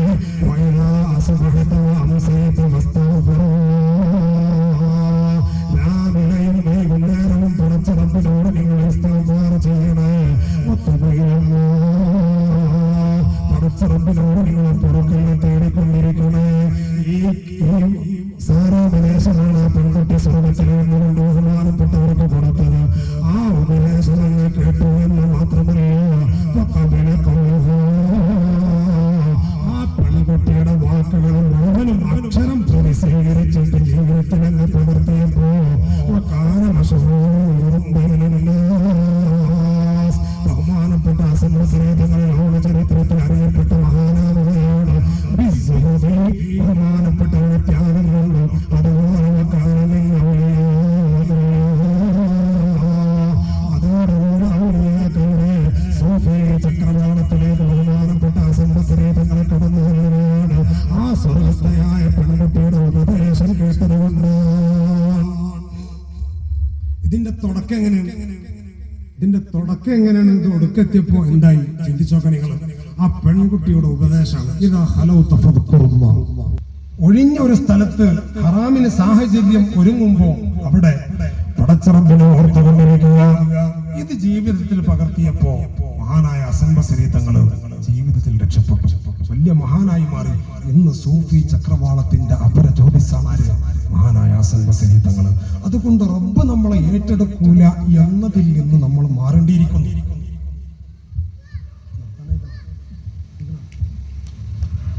അപ്പോ ഒരു നിലക്കും നമ്മൾ എന്ത് ചെയ്യരുത്? ഒഴിവ് സമയങ്ങളെ നഷ്ടപ്പെടുത്തരുത്. ഒന്നുകിൽ അസ്തഗ്ഫിറുല്ലാഹ് വ അതൂബു ഇലൈഹി. അതുപോലെ തന്നെ നമ്മുടെ മൊബൈലിലും അതുപോലെ തന്നെ നമ്മുടെ വീട്ടിലുള്ള ഏടുകളിലും അദ്കാറിലൊക്കെ കാണാൻ സയ്യിദുൽ ഇസ്തിഗ്ഫാർ. ഒരൊറ്റ തവണ ചൊല്ലിയാൽ തന്നെ ലക്ഷക്കണക്കിന് പാപങ്ങൾ പൊറുപ്പിക്കാൻ പറ്റുന്നതാണ്. അല്ലാഹുമ്മ അൻത റബ്ബി ലാ ഇലാഹ ഇല്ലാ അൻത ഖലഖതനി വ അന അബ്ദുക വ അന അലാ അഹ്ദിക എന്ന് തുടങ്ങുന്ന ഒരു വലിയ ഇസ്തിഗ്ഫാർ. അല്ലാഹു സുബ്ഹാനഹു വ തആല ഇതൊക്കെ ചൊല്ലാൻ നമുക്ക് തൗഫീഖ് തരട്ടെ. അതുകൊണ്ട് പ്രിയപ്പെട്ടവരെ, പരിശുദ്ധമായ റമദാൻ ശരീഫിന്റെ മഗ്ഫിറത്തിന്റെ പത്തിൽ പടച്ച റബ്ബിന്റെ മഗ്ഫിറത്തിൽ ചോദിച്ചു വാങ്ങേണ്ട സമയമാണ്. നമ്മളെല്ലാവരും ദുആ ചെയ്യാറുണ്ടല്ലോ, അല്ലാഹുമ്മ ഗ്ഫിർ ലീ ദുനൂബി യാ റബ്ബൽ ആലമീൻ. പടച്ച റബ്ബേ, എല്ലാ പാപങ്ങളും നീ പൊറുക്കണേ അല്ലാഹ്. ചെയ്തു പോയ പാപങ്ങളെല്ലാം പടച്ച റബ്ബിലേക്ക് ഏറ്റുപറയേണ്ട സമയമാണ്. സഹോദര, നമ്മൾ മനസ്സിലാക്കണം, പരിശുദ്ധമായ റമദാൻ ശരീഫ് നമ്മളല്ലാത്ത റസൂലുള്ളാഹിന്റെ ഉമ്മത്തല്ലാത്ത മറ്റ് സമുദായങ്ങളൊക്കെ ആയിരക്കണക്കിന് കൊല്ലം ജീവിച്ചവരാണ്. നമ്മൾ വളരെ കുറഞ്ഞ അഥവാ 60-ന്റെയും 70-ന്റെയും ഇടയിൽ ആയുസ്സുള്ളവരാണ് നമ്മൾ. 60-ന്റെയും 70-ന്റെയും ഇടയിൽ ആയുസ്സുള്ള നമ്മൾ എങ്ങനെയാണ് അവരൊക്കെ ഇബാദത്ത് ചെയ്ത് നന്മ നേടിയതുപോലെ സാധിക്കുക? അതിനാണ് പരിശുദ്ധ റമദാൻ അല്ലാഹു നമുക്ക് നൽകിയിട്ടുള്ളത്. ആ റമദാൻ ആഗതമാകുന്നത് തന്നെ നമുക്ക് എത്രയോ നേട്ടമാണല്ലോ. മുത്തനബി നമ്മളെ പഠിപ്പിച്ചില്ലേ, മൻ ഫരിഹ ബിദുഖൂലി റമദാൻ കറമല്ലാഹു ജസദഹു അലന്നീറാൻ. റമദാൻ വരുന്നു എന്നതുകൊണ്ട് തന്നെ നമ്മൾ സന്തോഷിച്ചാൽ നമ്മുടെ ശരീരത്തെ അന്ന് നരകത്തിന് കൊടുക്കൂല. നരകത്തിന് നമ്മുടെ ശരീരം ഹറാമാണ്. എന്തേ നമ്മൾ ചെയ്യേണ്ടതുള്ളൂ? അൽഹംദുലില്ലാഹ്, പുണ്യങ്ങളുടെ പൂക്കാലമായ റമദാൻ ആഗതമായല്ലോ എന്നൊരു സന്തോഷമേ നമ്മളെ മനസ്സിലേക്ക് നമ്മൾ കൊടുക്കേണ്ടതുള്ളൂ. അതുകൊണ്ടാണ് പ്രിയപ്പെട്ടവരെ, പടച്ച റബ്ബിന് വേണ്ടി വെളിപ്പെടാൻ തയ്യാറാവുക ഓരോ ഒഴിവ് സമയങ്ങളിലും. കാരണം അല്ലാഹു സുബ്ഹാനഹു വ തആല അവന്റെ ഹബീബിനോട് നമ്മളെ പഠിപ്പിച്ചില്ലേ, 2 അനുഗ്രഹങ്ങളുണ്ട്. ആ 2 അനുഗ്രഹങ്ങൾ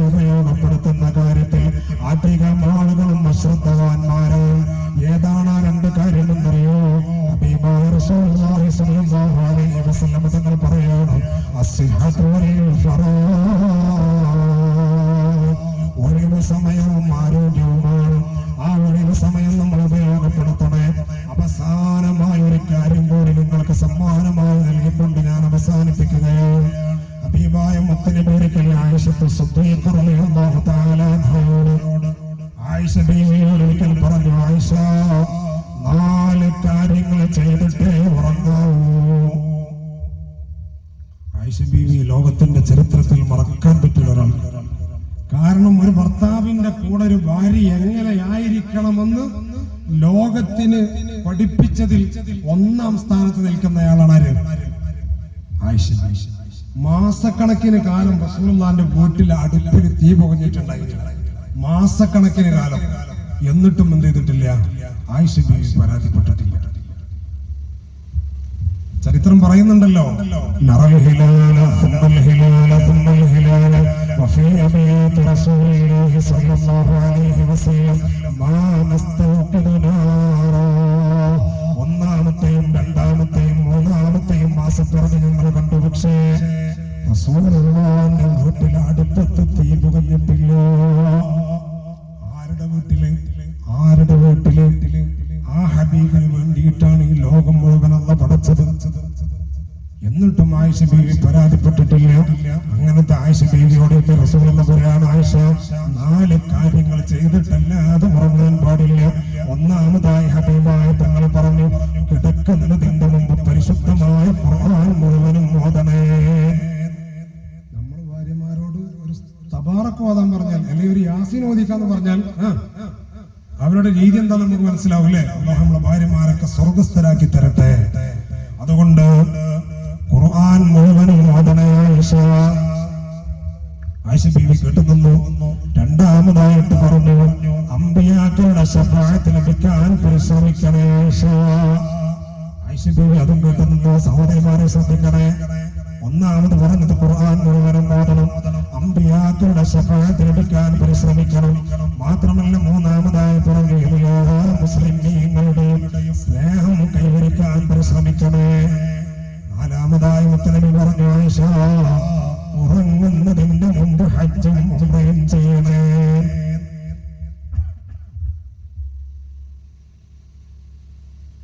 എന്തൊക്കെ പറഞ്ഞു? ഇതൊക്കെ പോട്ടെ, ഉറങ്ങുന്നതിന്റെ മുമ്പ് ഹജ്ജും ഉംറയും ചെയ്യാം. ആയിഷ ബീവി വല്ലാതെ ചിന്തിച്ചു പോയി. മുത്തുനബിയുടെ നിസ്കാരം കഴിഞ്ഞപ്പോ സയ്യിദത്തുനാ ആയിഷത്തു സിദ്ദീഖ റളിയല്ലാഹു തആല അൻഹ ചോദിക്കുകയാണ്, യാ റസൂലല്ലാഹ്, അങ്ങനൊക്കെ പറഞ്ഞിട്ട് നിസ്കരിക്കാമെന്നല്ലോ, എങ്ങനെയാണ് എനിക്കിതെല്ലാം സാധിക്കുക? എങ്ങനെയാണ് എനിക്കിതിന് സാധിക്കുക? അപ്പോഴാണ് ഹബീബായ തങ്ങൾ ആയിഷ ബീവിയോട് പറഞ്ഞു കൊടുത്തത്. ഒരു ചരിത്രം കൂടി പറയാനുണ്ടായിരുന്നു. സമയം അതിക്രമിച്ചത് കൊണ്ട് ഇൻഷാ അല്ലാഹ് അതിലേക്ക് കടക്കുന്നില്ല. ഇത് പറഞ്ഞ് അവസാനിപ്പിക്കും. റസൂലുള്ളാഹി തങ്ങൾ പറഞ്ഞു, ആയിഷ പരിശുദ്ധമായ ഖുർആൻ മുഴുവനും ഓതാൻ പറഞ്ഞത് 3 തവണ ഖുൽ ഹുവല്ലാഹു അഹദ് സൂറത്ത് ഓതണേ. എന്താണ്? 3 തവണ ഖുൽ ഹുവല്ലാഹു അഹദ് സൂറത്ത് ഓതിയാൽ ഖുർആനിന്റെ 3 ഭാഗം ഓതിയതിന് തുല്യമാണെന്നും ഖുർആൻ മുഴുവനായി ഓതിയതിന് തുല്യമാണെന്നും ഹബീബായ തങ്ങളുടെ ഹദീസിലുണ്ടല്ലോ. അതുകൊണ്ട് ഹബീബായ തങ്ങൾ പറയാണ്, ആയിഷ പരിശുദ്ധമായ സൂറത്തുൽ ഇഖ്ലാസ് 3 തവണ പാരായണം ചെയ്യണേ. ഖുർആൻ മുഴുവനും ഓതിയതിന്റെ പ്രതിഫലമാണ്. 2-ാമതായി ഹബീബായ തങ്ങൾ പറഞ്ഞു, അമ്പിയാക്കളുടെ ശഫാഅത്ത് ലഭിക്കാൻ പരിശ്രമിക്കണേ ആയിഷ. അതിനെ ആയിഷ ചെയ്യേണ്ടതെന്നറിയാം, എനിക്കും മറ്റെല്ലാ അമ്പിയാ മുർസലുകൾക്കും വേണ്ടി സ്വലാത്ത് ചൊല്ലലാൻ. എനിക്കും മറ്റെല്ലാ അമ്പിയാക്കൾക്കും വേണ്ടി സ്വലാത്ത് ചൊല്ലലാണ്. 3-ാമതായി ആയിഷത്തു സിദ്ദീഖ റളിയല്ലാഹു അൻഹയോട് മുത്തുനബി പറയാണ്, എല്ലാ മുസ്ലിമീങ്ങളുടെയും സ്നേഹം കൈവരിക്കാൻ എല്ലാ മുഅ്മിനീങ്ങൾക്കും പൊറുക്കണേ എന്ന് ദുആ ചെയ്യണേ.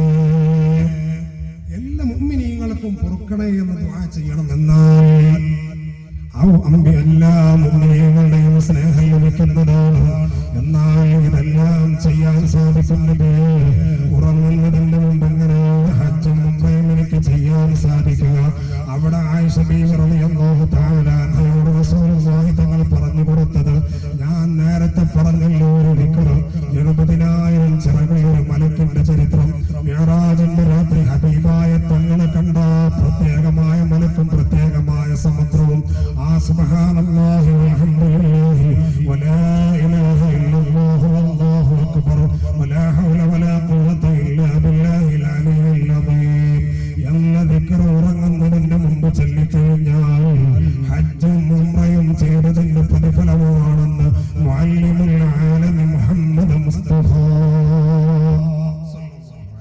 അതുകൊണ്ട് പ്രിയപ്പെട്ടവരെ, ഇത് ജീവിതത്തിൽ പകർത്തുക.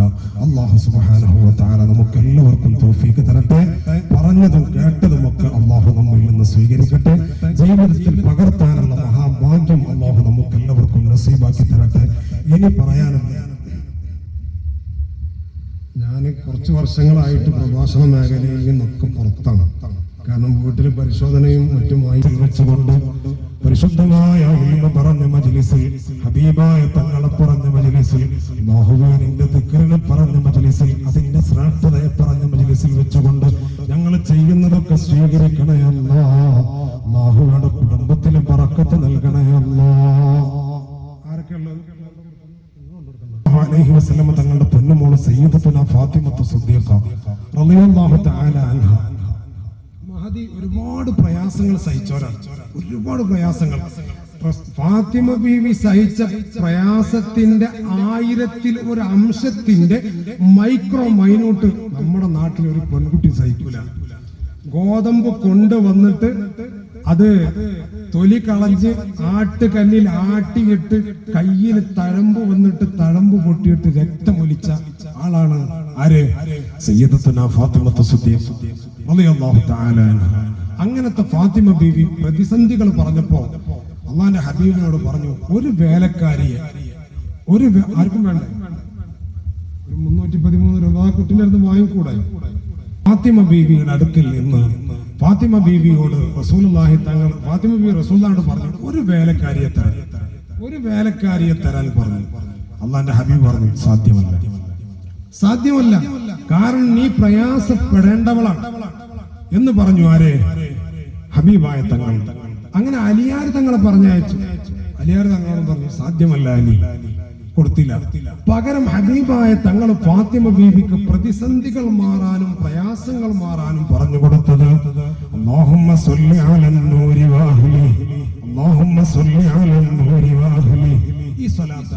അതുകൊണ്ട് ആ സ്വലാത്ത് ഒന്നുകിൽ 111 അല്ലെങ്കിൽ 1111 തവണ മന്ത്രിച്ചിട്ട് ഇൻഷാ അല്ലാഹ് ആ തേനങ്ങൾ ഉപയോഗിച്ച് കൊടുത്തില്ല. അൽഹംദുലില്ലാഹ്, അല്ലാഹു കബൂലാക്കട്ടെ. അർഹമായ പ്രതിഫലം 2 ലോകത്ത് നൽകി അനുഗ്രഹിക്കട്ടെ. ഇൻഷാ അല്ലാഹ് അല്ലാഹു നമ്മുടെ സ്നേഹം സ്വർഗ്ഗം വരെ എത്തിക്കട്ടെ.